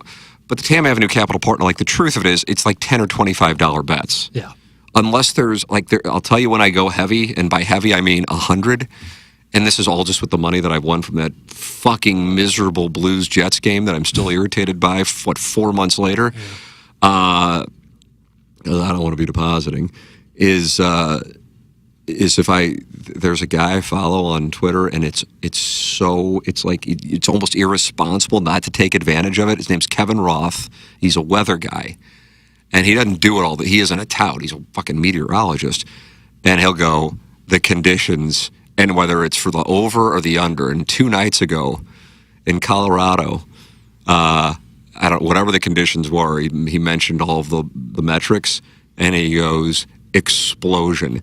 And sure enough, and again, I place the bet, and then I forget about it, and I'm watching TV with my wife, and I go, and I saw my guy warming Bernabel, who's on the Southside Seaman, of course, and I'm like, ooh, it's 9-0 already for my guy warming. Oh fuck! It was in the 3rd inning. I'm like, oh, I bet the over. Titties, And sure enough, it finished 16-4, obviously more than covered.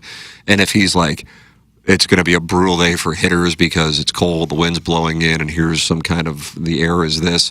And I'm like, that's when I feel like and I'm telling you, it's got to be operating at an 80% conversion level. Otherwise, Tam Avenue Capital Partners are little $10, $25 bets for the purpose of going into Federline. Kevin Federline. Kevin Federline. This episode is dedicated to Kevin Federline. In Ozempic, you said? Is he on Ozempic? I don't know. You're the one who said it. I said Kevin Federline. What does he even do anymore? It says he's a dancer.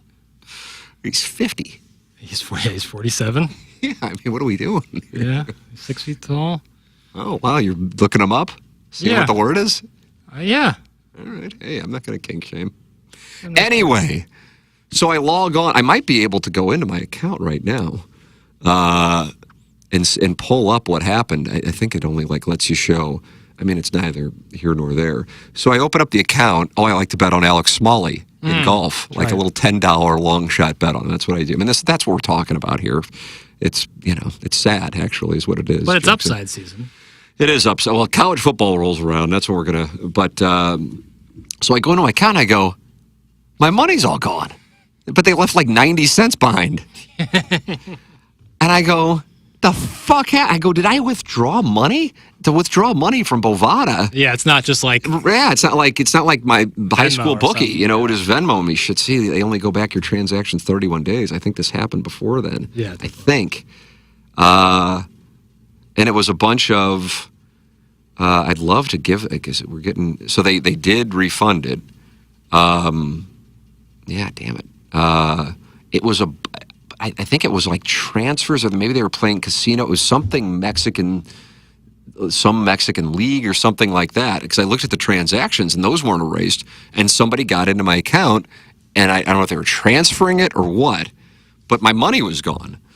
And I reached out, what a process that is.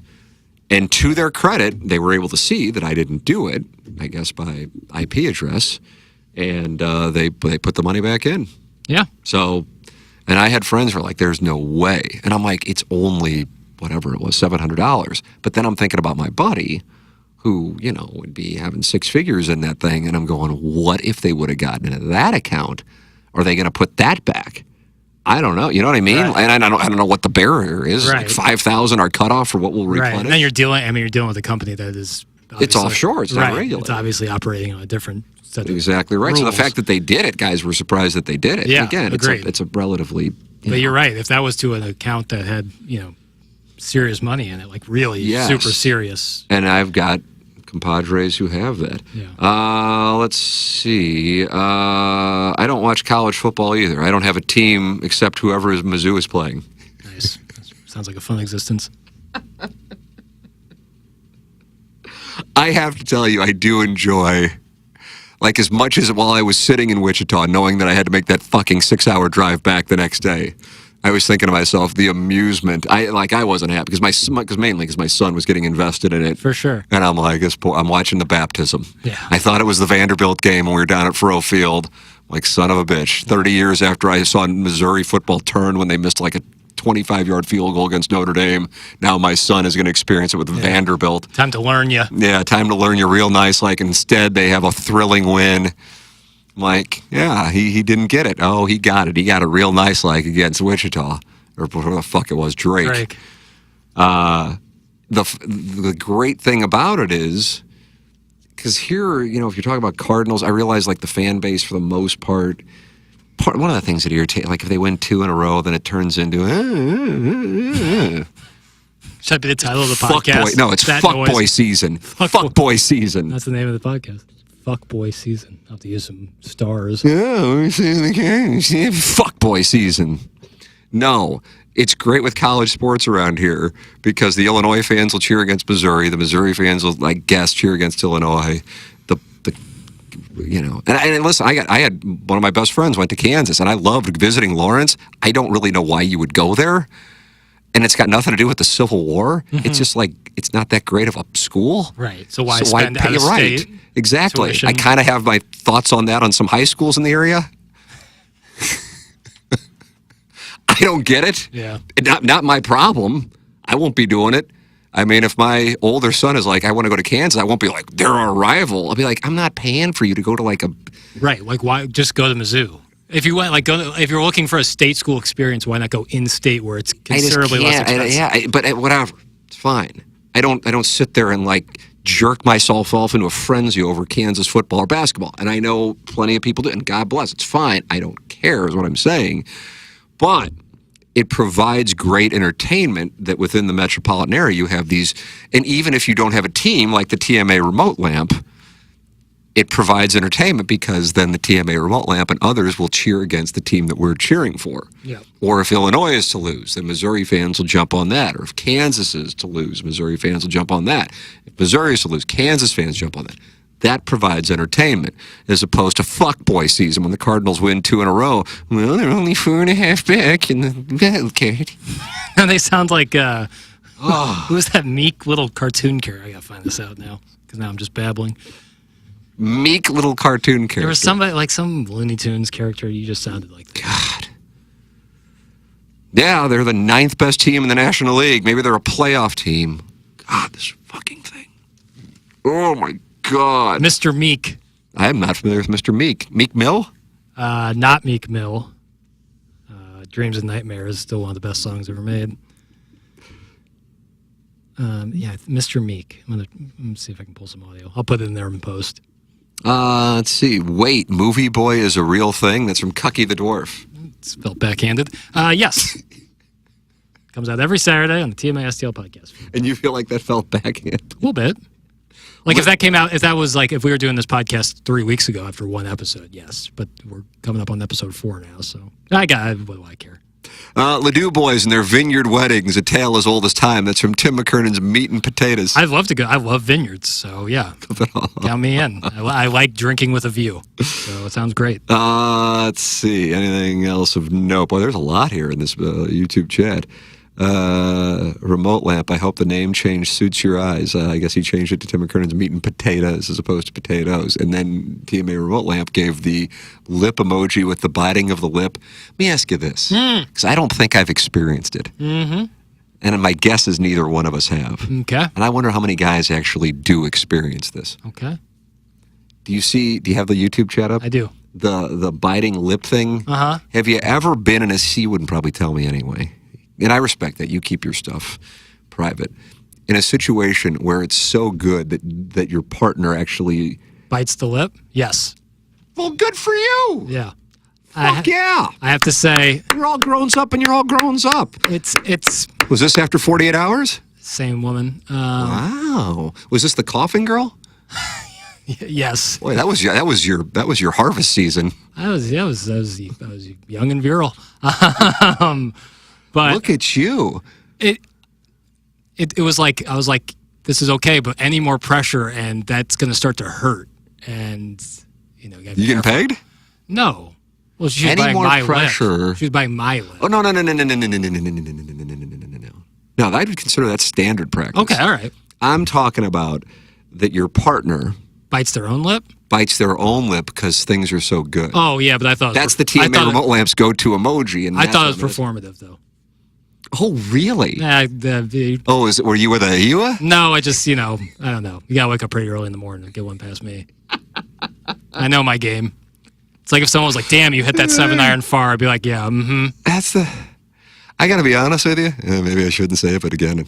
What you've already couched one topic. I know, and I don't know how to get it back. I'm like gonna have to slide it in at some point down the road and not say that was what I dodged. That's what's gonna happen. Because I don't know how to. I want to tell the story, but I feel like it comes off as a brag.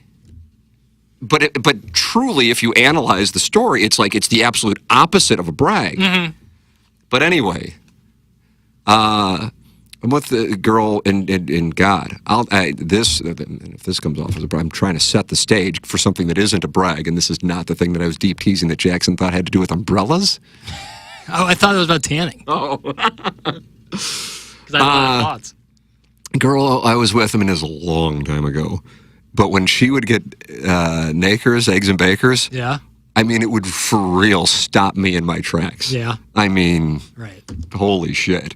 Zero waste, natural 34D. Mm-hmm. Just forget about it. Yeah. I don't know. Every time I'd be like, what are you doing with me? Internally I'm thinking, what? Because I was doing TV at the time. I had no money. Yeah. What do you, like sometimes I'm like, okay, what are we doing here? And the one time, I think we were up in Seattle for a Rammies trip. And it was just like matter of fact. She goes, yeah, sometimes I fake it. I go, really? But the thing was, I wasn't like, what? I was like, son of a bitch. Yeah. She goes, yeah, it's just sometimes, And I go, it's interesting. I got to tell you, let's talk. I'm like 23 or 24. What does that say for me at 23 or 24? But I enjoyed the conversation. And I go, so let me ask, like, what's the angle? Like, what are you doing here? Like, what's the point? Like, what's the point of faking? Right. I assume to get to bed. Yeah, probably just let's land the plane here at this point. Yeah, and if that's gonna wrap you up, at that point, I'm used to in my ear when somebody wants to wrap me. Hey, we got to get to the 5-day forecast. Count on Kent has the 5-day forecast. You got to wrap it up. In this case, when I'm in my bed, somebody starts faking their orgasm. In my ear, count on Kent 5-day. In my bed, faked orgasms. Was Count on Ken like a real thing? Count on Ken Earhart. Oh God. Well, I'm thinking of myself. Sometimes I struggle with words. I don't think I was cut out for local news. There's no doubt in my mind. Only the greats. I would have messed that up and said cunt at one point. Oh! How do I explain this podcast to my children when they listen and hear about my girlfriend from 25 years ago faking her orgasm? Well, I wasn't speaking about anything in particular. I was saying I would have messed up Count on Ken. That's too That's close. like, how was I thinking about? Oh, I definitely can't think about that. What? There is a weird skill, but I don't know if it's a skill so much as it's learned, that you can be I think this is the camera I'm on. Am I looking at it right now? Yes. Okay. That I can be looking at and doing the whole facial expression thing when I want to deliver something seriously. And then my eyes go up to really deliver the point. And my voice changes pitches as I throw to the soundbite. That the whole time I'm doing that, I can have somebody in my ear who's a producer That's a real saying, skill. the soundbite's not ready, or the SOT, sound on tape, is not ready.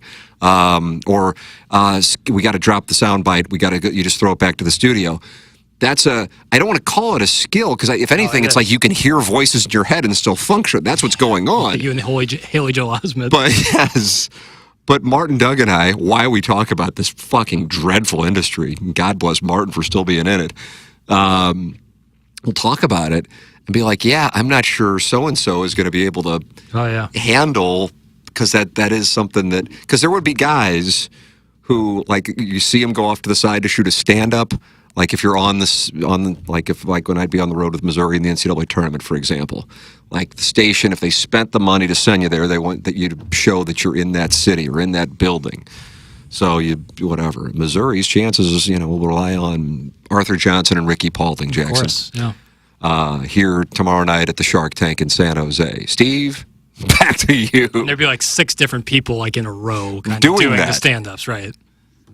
You call me One Take Timmy. Absolutely. I want to get out of there. Yeah. I want to see what the word is in San Jose. On the quest. You better believe it. Yeah, no see who I can make fake their orgasm in San Jose. Say, probably more likely out there. Absolutely. But there would be some people, and we knew who they were, and we'd just sit there and set over-unders on the takes, and I'm talking double digits. Oh, I'm sure. And sometimes they'd be getting close, like the plane was about to hit the runway there at Lambert Regional, and then just right at the end, mess them up. Oh, and now we got to go back to the drawing board. The photographer pulls out the IFB and walks away. He's frustrated by his player. It's like a caddy missing a 1-foot putt. And that's not going to help the talent. It's not going to help. It's not going to help the talent, because they got to still get this job done. No, I think I asked on TMA maybe a month or two ago, like, I'm so impressed, like, that people can, like, have someone talking in their ear. I think I probably said it when I rewatch The Newsroom every once in a while. And I'm always so impressed with, like, Jeff Daniels, like, being able to, like, his character talk while being, like, yelled with at. Mackenzie. Emily Mortimer? Yeah. In the ear, like, talking. That's the deal. Yeah. Because they'll be like, okay, you went too long on this. I mean, that's not what they're saying, so they got to kill the story at the end. Right. I had a producer. This is how I knew Doug was as funny as Doug is. We had a producer by the name of Troy Roberts.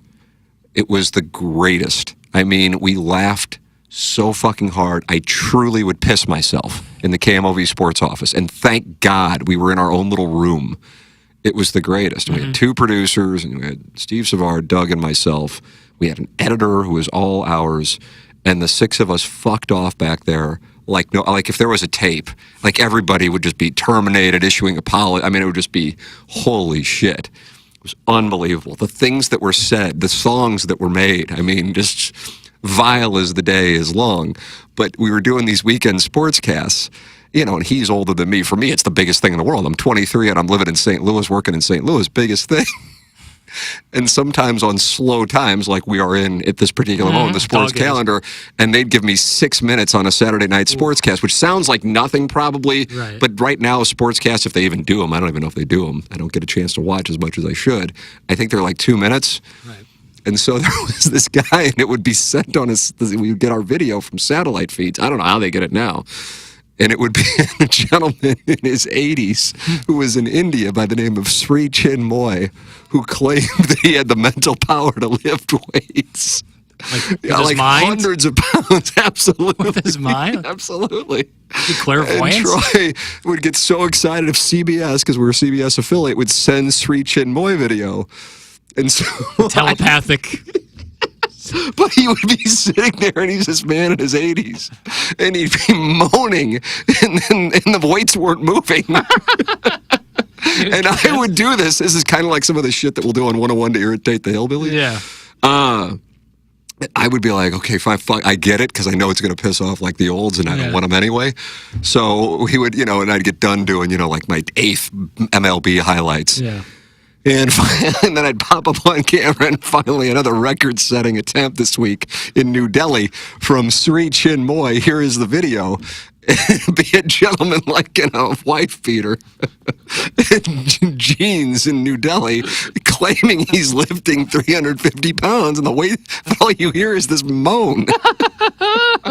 And my co-anchors, who were a little older and didn't clearly, just like, and then in the video be playing, they go, "What is this?"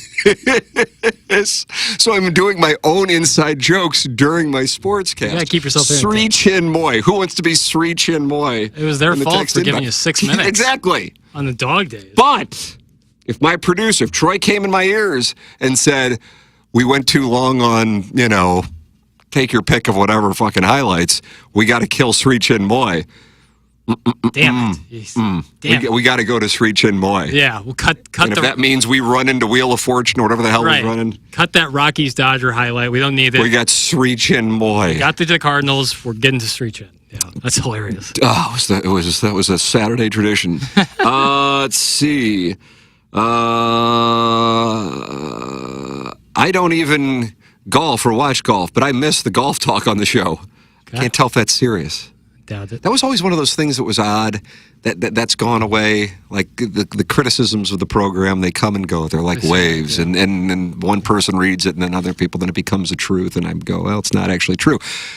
There was an era where we were like, all you guys do is talk golf, and I'd be like, we have a sponsored segment where Iggy pulls name out, or Doug pulls names out of a hat, and Iggy drafts a team. But other than that, right, I just didn't feel like that was an accurate thing.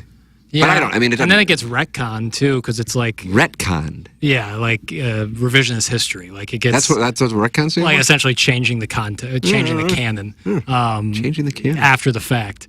And it's just like it always is the case. It's like, man, this show used to really talk about golf, and then it's like, but people hated it. You never know. It, like you said, it comes, it goes, it goes, it comes. Tim, it's a long sound like fable. Kayfabe. Okay. I thought you were the one who told me about it. I'm kind of all my eggs are in the what's the parasocial relationship. Yes. It's kind of my taught me about that thesis. I say this every time, but this is when you both are in your element. Keep it up, boys. That's from Adam Welly. It's my favorite show to do. It's been my favorite show to do for years. A lot of fun.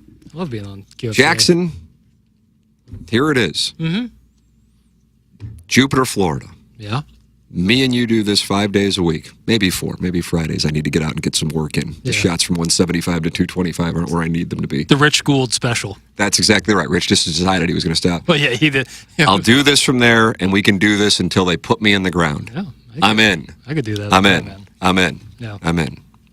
See if we can get that legislation passed. A couple occasional hole-ups in Vegas hotel rooms to watch. To watch Ryder Cup. Only during American Ryder Cups. That's exactly right. Let's see. Cucky the Dwarf. I don't know if this is a response because he was critical of Movie Boy. No, he actually has retconned himself. He's retconned himself. He said Droopy Dog, and I don't. Droopy Dog. Yes, that's who I was. That's who I was sounding like. Yes, and what was I was talking about? Fuck boys. Yeah, when the Cardinals went 2 in a row. That does sound like Droopy Dog. Yeah. Oh, it drives me up the wall. Like these guys who live on social media, and I just don't you see what you're doing with your lives? Like, if you got to do it and you're making money, okay, I guess. Fine. I mean, I got to do what I got to do. Fine. But if you're not making $1 and you live on it and you're like, reality is to argue with other people on social media over the outcome of a baseball game, holy fuck. Yeah, it's a sad existence, man. But and that's coming from a guy who can't wait to get in and out by himself in a Las Vegas hotel room to watch the Ryder Cup 3 hours ahead of my time zone. You get an animal style? I don't. I'm very happy with what it is. I got to do so. I got to find out different. I got to get different fries. And it would be one thing. They're arrogant about their fries. Like, no, we actually have great fries. I don't get it. It's like, no, you don't. For the life of me, I don't get it. Yeah, but it is still. You get a burger, a milkshake, and fries for under $10. It's amazing. God, it's glorious. Vegas. I had it delivered to one time, and this is when I was staying at the Wynn. Yeah, so to go down the some lobby. delivery guy comes through the lobby with In and Out, and they're just like, okay, this guy's got like 3 prostitutes up in the room. Not a doubt in my mind. Yeah. Probably hasn't eaten in a week because all the junk he's doing. Yeah, and this is how he's going to settle her on in. Yeah. Oh, God. And we had just landed, and it's like something, I can't remember why we weren't going to go out. Maybe my wife wasn't landing until later. I don't know what it was. And I just like hammered the In-N-Out menu, and the guy shows up with the bags. And it's just for me, too. Little tiny twink boy. Yeah, right. Making my way down for delivery at the Wynn. Yep. In-N-Out. Oh, the only time I've been to Vegas was when I went with Kurt that was Circa. And we finished all the stuff we had to do. We were leaving the next morning. I Ubered to In-N-Out, ordered In-N-Out, sat there and ate it, then Ubered back to the hotel. Ridiculous. I tell you, I respect that. Ridiculous, but I did it, and I loved every second of it. I loved the ride down, loved getting it, loved riding back. Let's see what I got here. You and Cookie the Dwarf. He's good. He's, all right. You just saluted him. Yes. I just know so many aggrieved Mizzou fans, close friends of mine, that I really do like to see go through all of the emotions in a bad football season. TMA remote lamp. So that's an interesting observation, because a bad football season, if it's a bad football, like for example, let me give it to, and this is going to hurt. I want you to be ready for it. No, it's going to hurt. Yeah, oh yeah. If Missouri is 2-2 following the South Carolina game, I can't be hurt. Right. At that point, it's, yeah. It will suck, not because I'll be like, oh, my Kansas buddies are going to make fun of me. I'll be like, okay. Shit. It'll be because, fuck, the next 2 months don't mean a damn thing. Yep. And we'll jerk ourselves off about the Liberty Bowl or something. Yep. And I won't participate in that circle jerk. Right. So I need to believe that they are playing for a championship. So, for example, the missed field goal against South Carolina the night of Alan Craig's interference, 2013. I went to bed the night of a Cardinal World Series win feeling bad because I was so upset about the Missouri football loss, because I thought they were playing for the national championship. And as it turns out, they actually were, but they needed some help the day that they lost to Auburn down in Atlanta. The 2023 loss to LSU. Because I'm like, they're clearly the better team. LSU has the best player, Jaden Daniels. That one really stung. Last year, I hated him losing to South Carolina.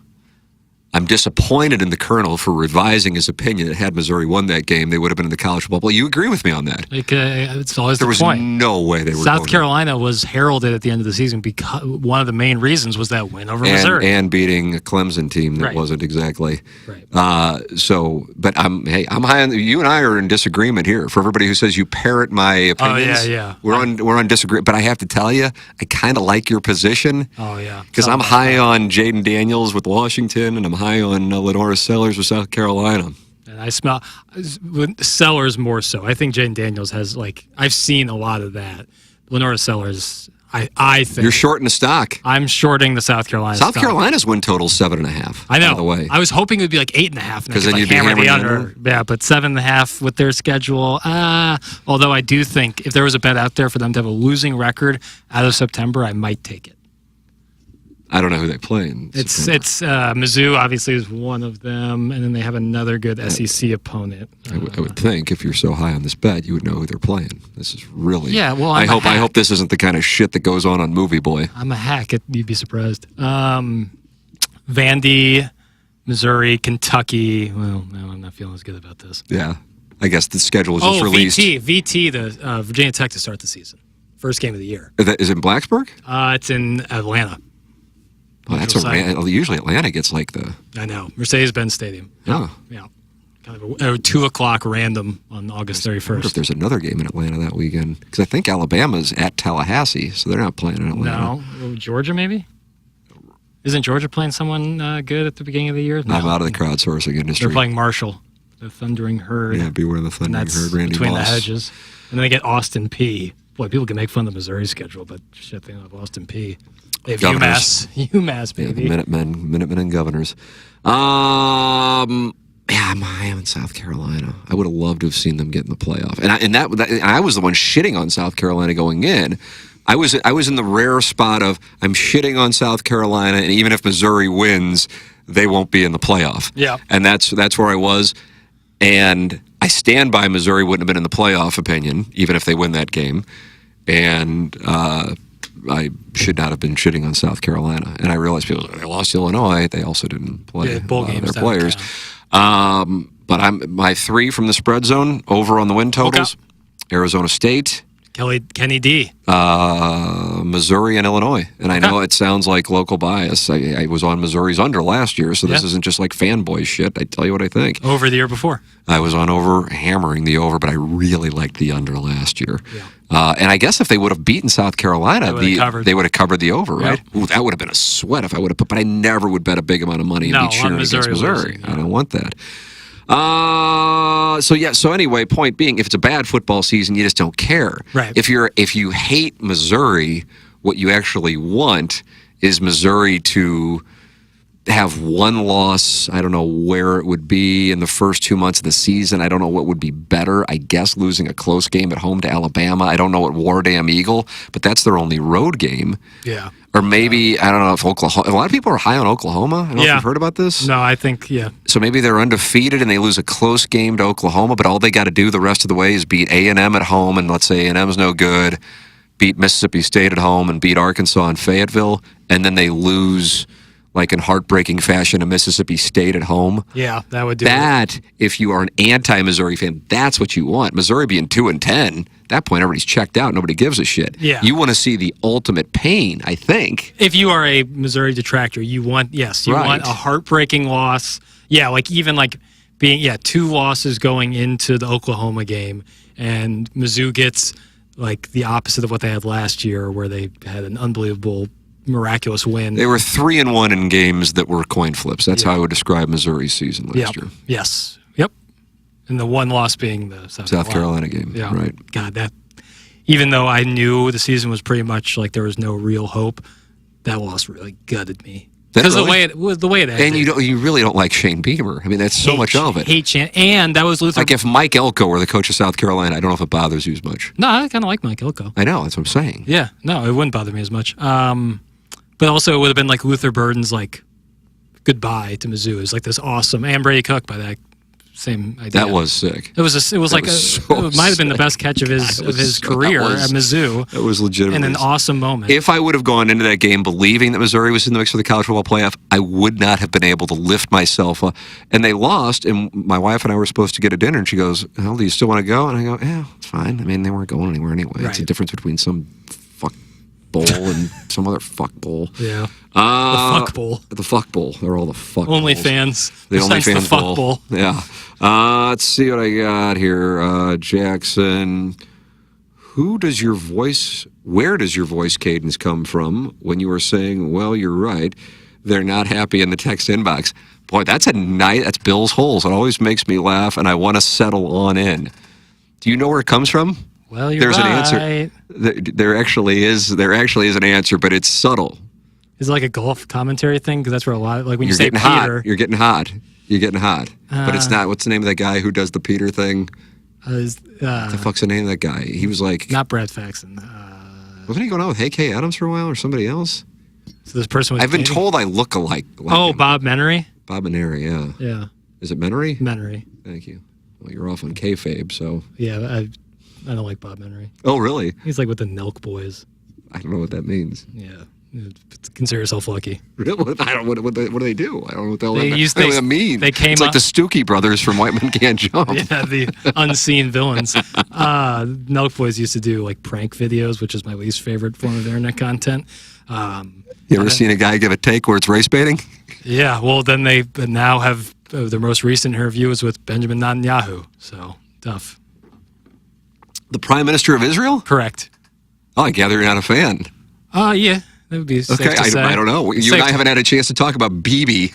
We have not. And what a missed opportunity. Yeah, I remember BB Jones, adult film star. She was going on with Rob Gronkowski. Right. I'll talk about her with you.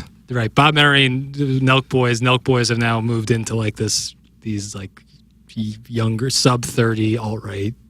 Oh, is that right? People that that's a personally don't love. It's a cottage industry. Yeah. Well, and I would say that they're the pioneers of it. So. Really? One of the. God, I feel like Nelk Boys. The Lewis and Clark. I feel like I know. Yeah, I mean, there's a lot of people in that category for sure, but they would be massive contributor, I would say. All right. I just but like that's policies, not. But to man. answer Bill's whole question, it's not that. It's actually Wellington, Michael Wellington. Oh, really? It is. Wow. Okay. It entertains me every fucking time, and so much of like there are guys who knew me at Missouri, especially in the late '90s, and they say that this is like a handful. We're talking about like 4 or 5 guys. The guys that used to. I wasn't really, not because I had a problem with it, but I'm just like, oh, I'm going to get drug tested. I don't want to fuck with it. So, I would wake up to my guy who lived across the hall from me clearing out his one-hitter before he go to class every morning. That's how I knew I had to get up. I'd go, ding, ding, ding. Yeah. So that was commonplace. Occasionally, my brother would come over and order adult films.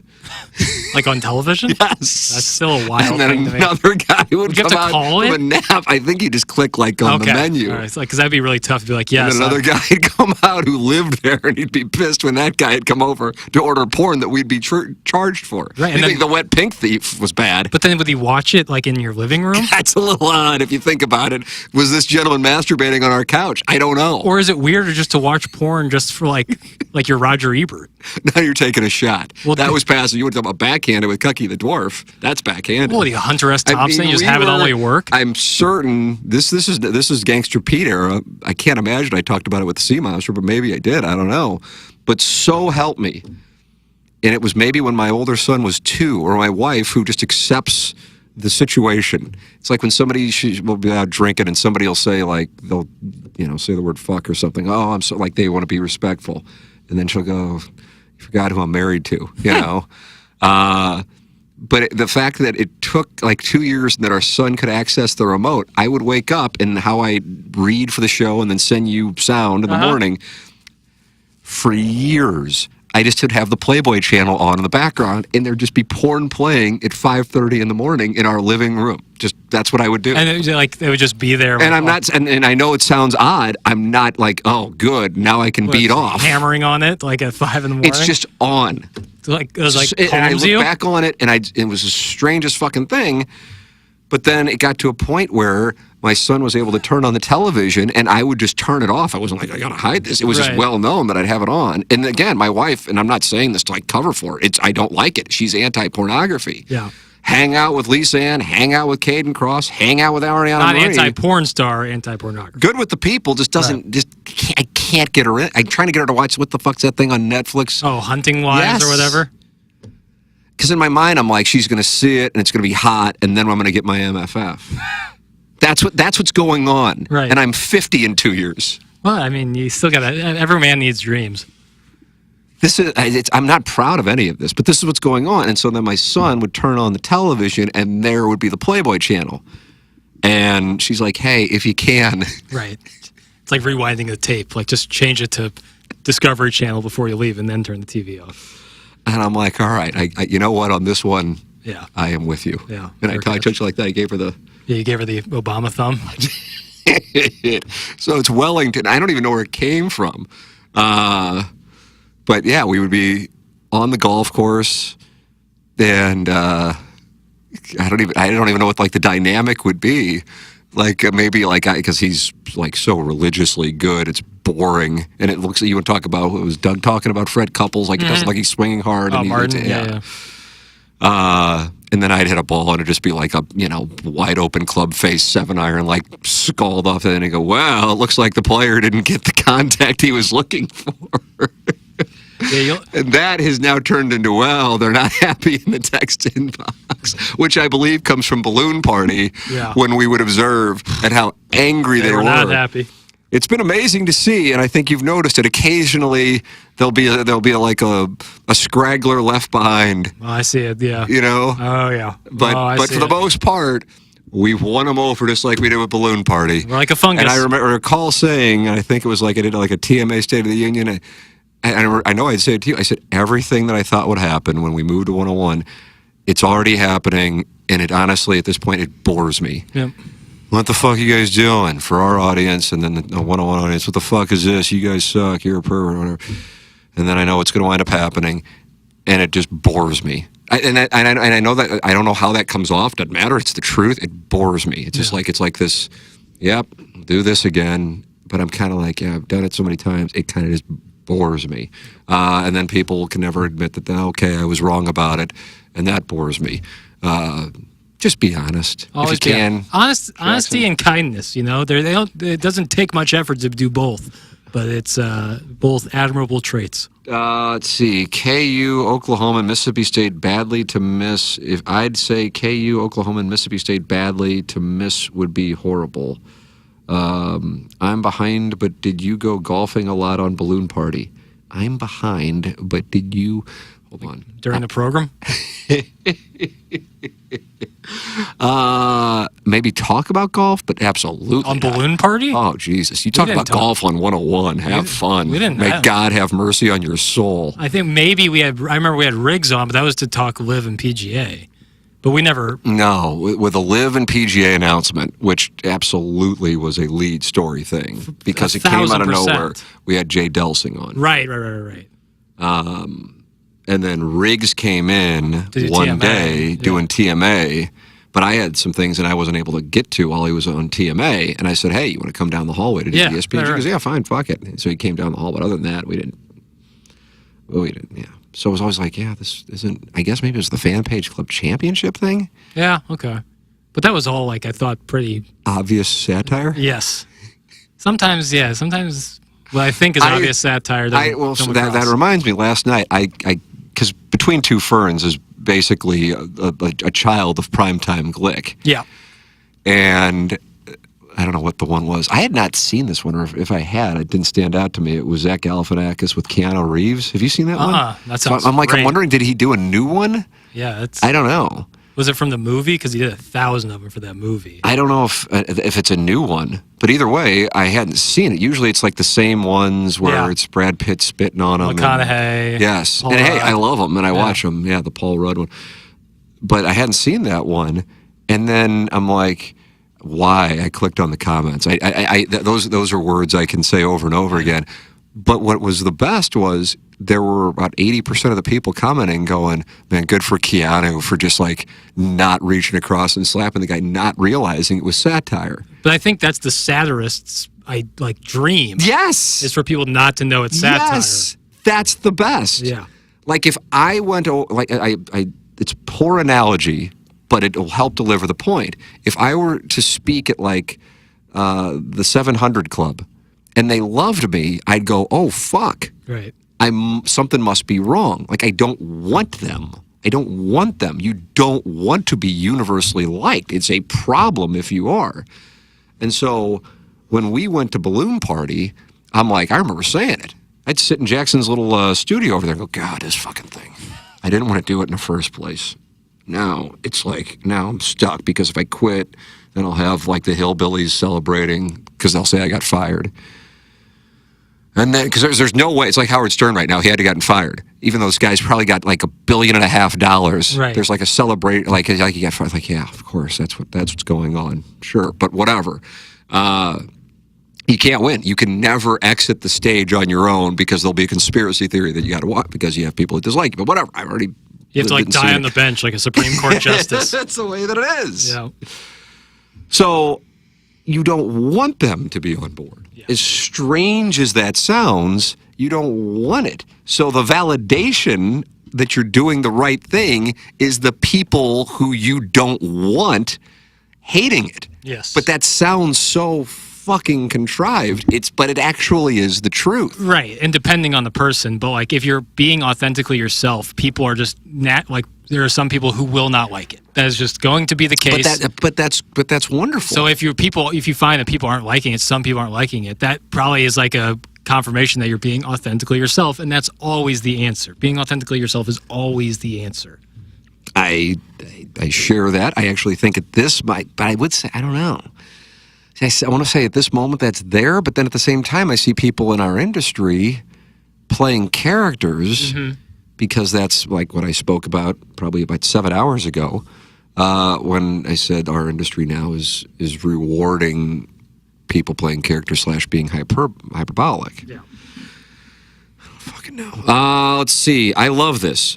I love this. The Rogue Onion says, I love this. Bill's Hole says, I love this. And then the Rogue Onion says, I love it more.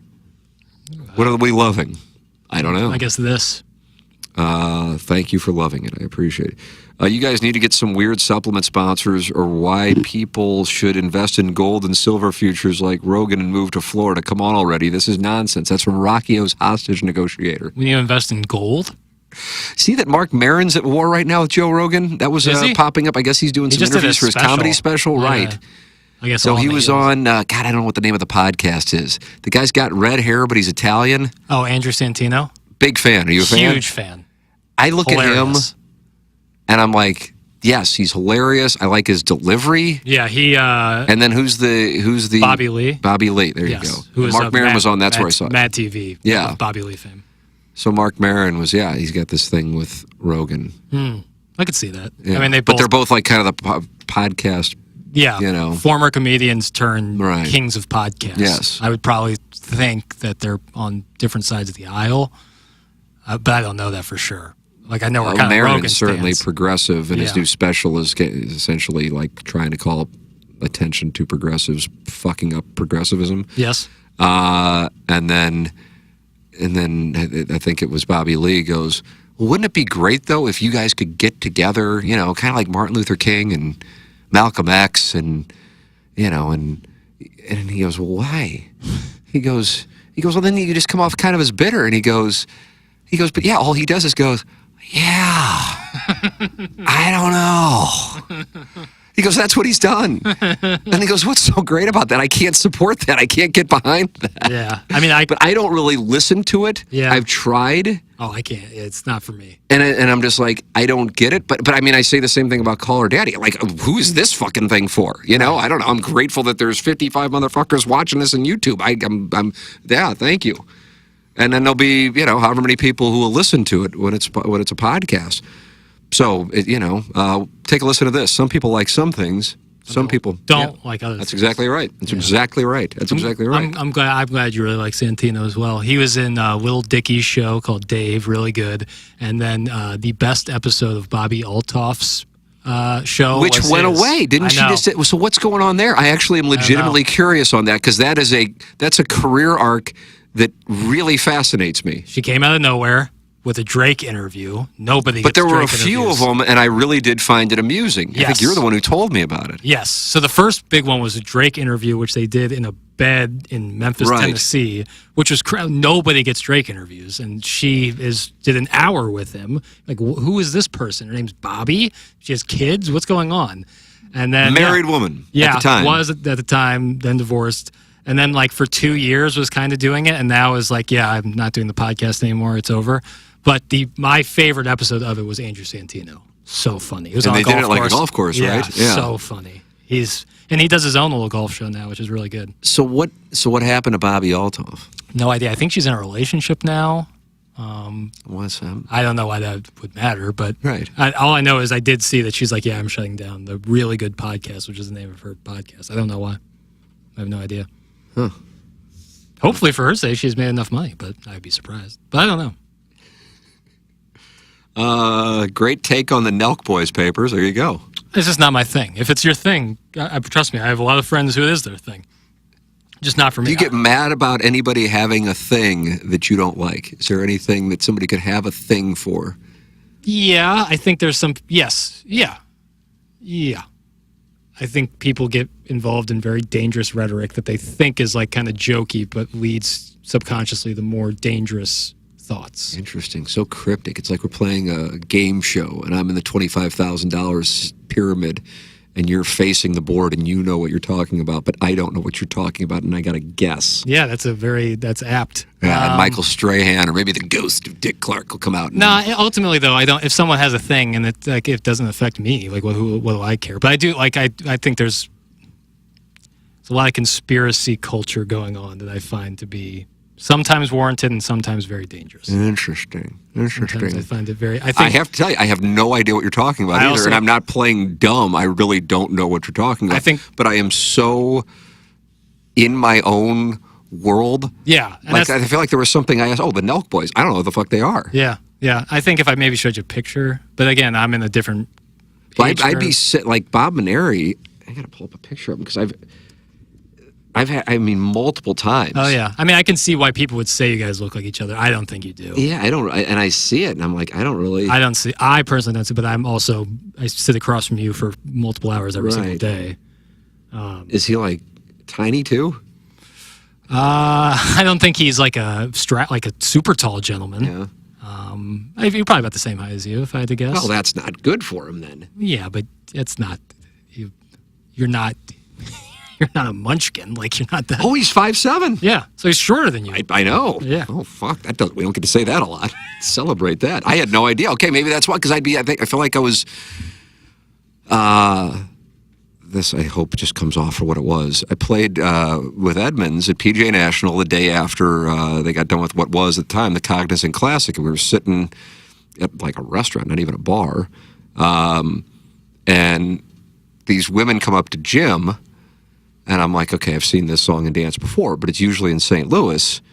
But they know him. I'm thinking they know him as a baseball player. Uh-huh. In my mind, I've probably intentionally taken him out of the Real Housewives. Yeah, like right. I'm blocking it out for my own sanity. Right. But they don't have we're in fucking South Florida. Yeah. They know him from that stuff. And at that moment, I just get up and like, okay, you handle this one on your own. I'm going to go over here. But then at the same thing, somebody goes, oh, you're on that show, and you're that guy from Instagram. Oh, they think. Yeah, and I'm like, I got like, a couple pictures of my kid on there. I don't really think it's got much traction. A lot of gifts. A lot of gifts from the LSU mom, but I don't know. Yeah, not. And he goes, no, you like the golf video thing, and the guys are all hopped up on coke and. Yeah. What do we call it? Menery or Menery? Bob Menery. Yeah, when somebody like he's implying that they're doing a bunch of junk. There was a term for it. Maybe somebody in the YouTube chat will have it. Oh, I don't know. So they were convinced that this was like a celebrity outing. Jimmy Ballgame and Bob Menery. Right. I guess. And I they're could like, see it. like, oh man, because at the time he was going out with somebody. Yeah, he was. I can't. Who was remember like, who. and I'm like, this is great that you think I could get her. Yeah, right. Who was he going out with? Bob Menery, podcaster and actor. He doesn't have a Wikipedia page, which doesn't. Bob Menery doesn't? Yeah, it doesn't bode well. Is that right? This goes back to your thing with the Nelk brothers. Boys. Bob boys. Menery relationship. Yeah, I'm not seeing.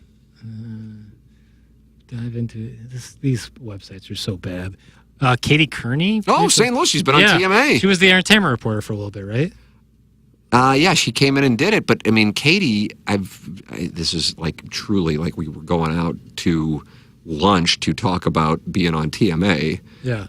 Katie towers over me. Yeah, she's really. And if I'm taller than Menery, then that just would surprise me. Yes. As far as a dynamic goes. You haven't seen too much of that in history. You have Nicole Kidman and Tom Cruise, and Casey Kasem and his wife Jean. And it is few and far between. Right. She was dating a Rams player, wasn't she, at one point? She's married to a former Ram, Okay. if memory serves. Yeah. Either way, what was I talking about before? Oh, conspiracy culture. Yeah, I just think it's a little much to me. Bobby being an industry plant was a nice conspiracy floating around. Love a good conspiracy theory. That was a theory? Yes. That she was an industry plant? Industry plant. Yeah. What does that mean? Well, it's a term that's come around in the last 6 or 7 years. Explain things to me. Little Nas X of Old Town Road. Sure, of course. Was also called an industry plant, where essentially someone who pops out of nowhere and instantly becomes super, super famous is someone say like an industry plant, like the music industry in the case of Lil Nas X, or the, I guess, podcast / YouTube industry plants that person and makes them up to be bigger than they are. Or puts them in positions that they didn't earn. That would be an industry plant. Got it. Yeah. And her, I'll get, because nobody knew about her, and then she was on with Drake, was like, what the hell? But the Drake scholarship is a real thing. There is such a thing as a Drake scholarship. Look at the 2018 music charts. He gave a lot of people a scholarship that year, being a feature on their song. And that's when Drake was at his peak. Hey, I got a question here that I posted on the TMA fan page on Facebook. How often are you on that? The TMA fan page? Yeah. Oh, once, twice a week, maybe. Yeah, for small. Oh yeah, you have a thing where if you go on Facebook, like your phone shuts it off after 2 minutes. I have a 2-minute I gotta set that for my kids on television, or my 7-year-old and 3-year-old. Yeah, what's going on? Yeah, I gotta do that. I have a 2-minute timer, so I can still be on Facebook after that, but it alerts me, hey, you've reached your self-imposed time limit. Have sports become too much about winning championships? Hear me out. Only one team a year is going to win it all. So does that mean all the other teams have bad seasons? Maybe. If the goal is to win championships, then everyone that didn't failed. I think perhaps that's why some teams don't even try competing. And it makes being a fan sort of tough because it's so easy to realize this isn't the year and drop off the bandwagon. Contrast this with my favorite sport, soccer. In leagues like England, there are probably only I guess it's probably meant couple. It says only a could teams that are competing for the league title, but everyone else has something to play for. Top 4 qualify for Champions League. 5 and 6 get into the other European tournaments. Bottom 3 get relegated, so you can't just throw in the towel. And there are other cups also going on throughout the year. Feels like the championship or bust philosophy is unique to America, and combined with the capitalistic nature of running sports, trans as a business is hurting the sporting landscape. Not sure if there was a question in there anyway, but just been on my mind. I love the take. I really do too. Love the take. I feel like I'm always. The 2022 Cardinals happened. Yep. And it was 3 years ago. And it was fucking great. It was awesome. It was a great time to be alive. I mean, I think for most people, because they had the quick exit from the postseason, it's remembered for Albert Pujols and the 700 home runs. But they won 93 games. Paul Goldschmidt was the MVP. Arenado finished third. Right. You had a sick team. The organization went out and brought in Jose Quintana and Jordan Montgomery. Like, it happened. Yeah. If I were in the Cardinal organization, it would really frustrate me that is, like, overlooked. Now, it irritated me when they would talk about 2020 as a playoff year. I couldn't name, you could give me $1,000 to name the final 4 teams in the 2020 playoffs. I don't think I could do it.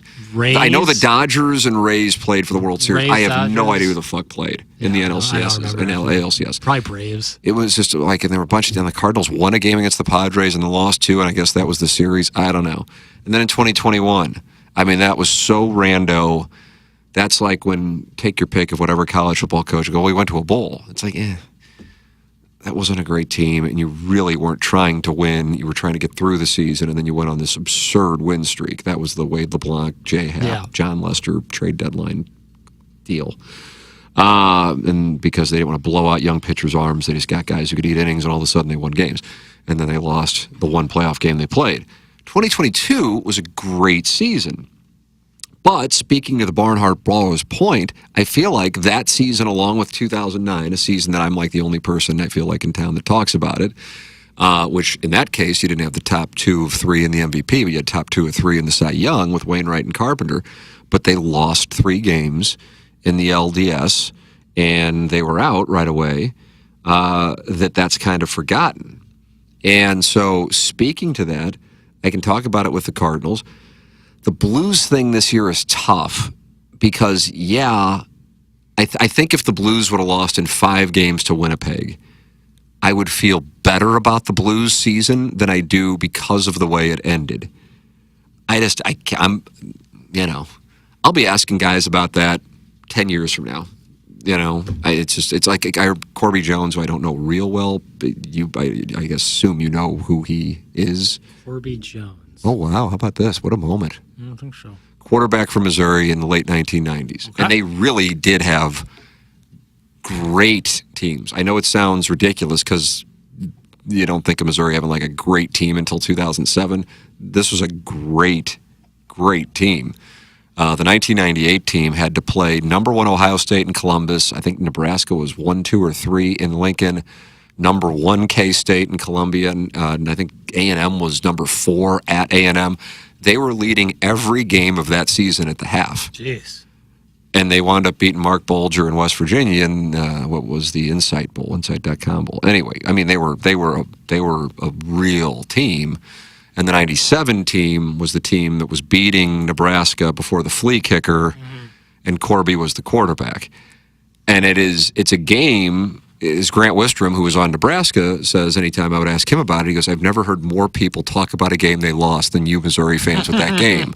because Nebraska went on to win the co-national championship with Michigan that year, Charles Woodson.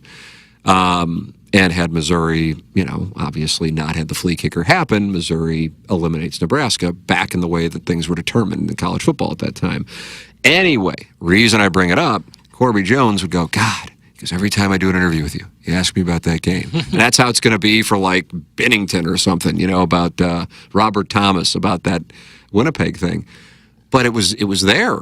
And, now Dylan Holloway, now they're open with, he was never coming back, so it probably wasn't going to change. They probably weren't getting past the Stars. That was a different force, I think, than the Winnipeg Jets. But that's a different conversation. But otherwise, like, I have an appreciation for the 2022 Blues, the team that was right there with the Avalanche, who eventually won the Cup. 2019 Cardinals, I don't think were necessarily a great team, but they beat a really good team in the LDS. And so if you do look at it through the lens of championship or bust, then yeah, that's kind of a tough way to go through it. At the same time, I was just saying that if Missouri has 2 losses in September to whomever, but most likely it would be Kansas and South Carolina, I'd be like, oh fuck, this thing's over. Yeah.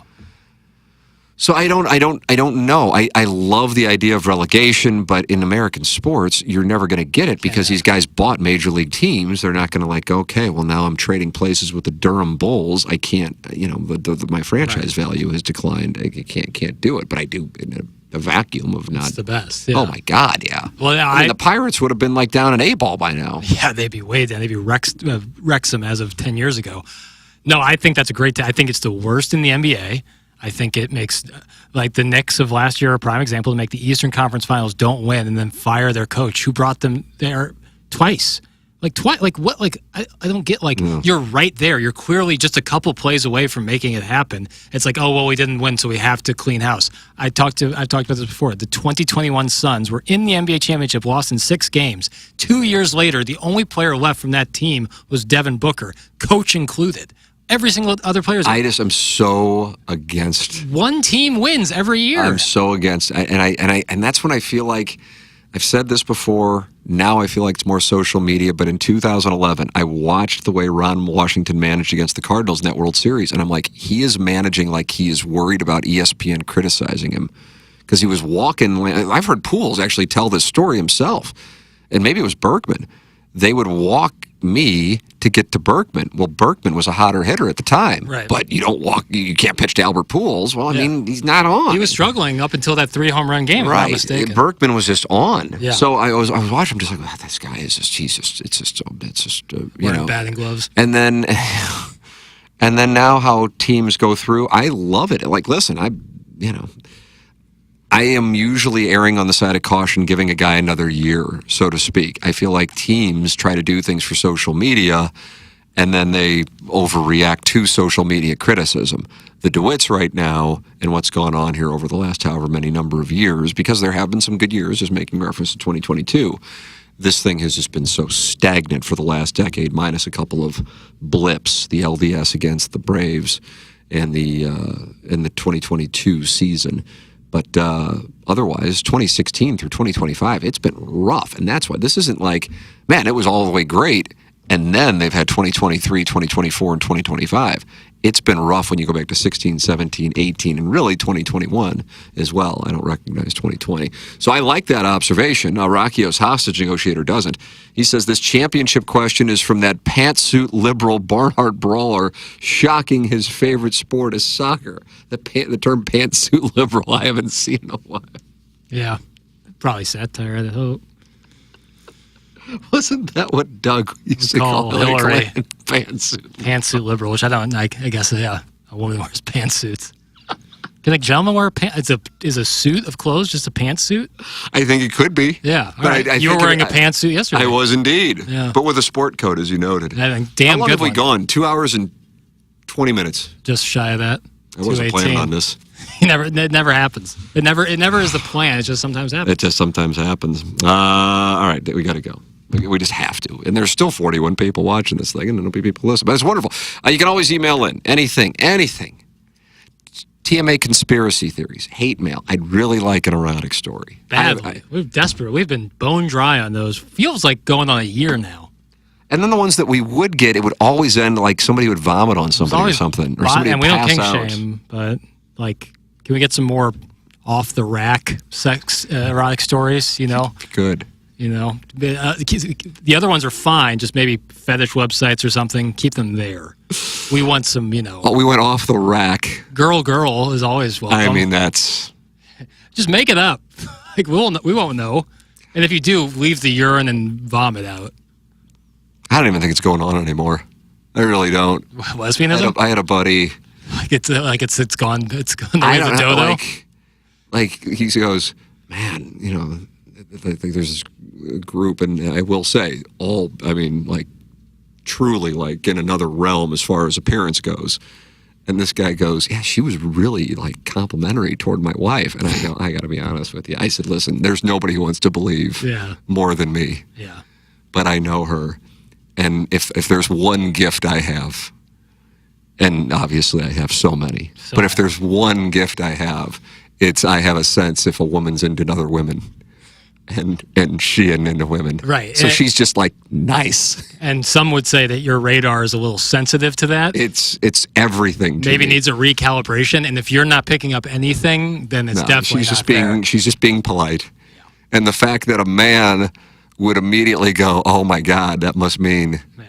Yeah. You were there at one point and you've matured.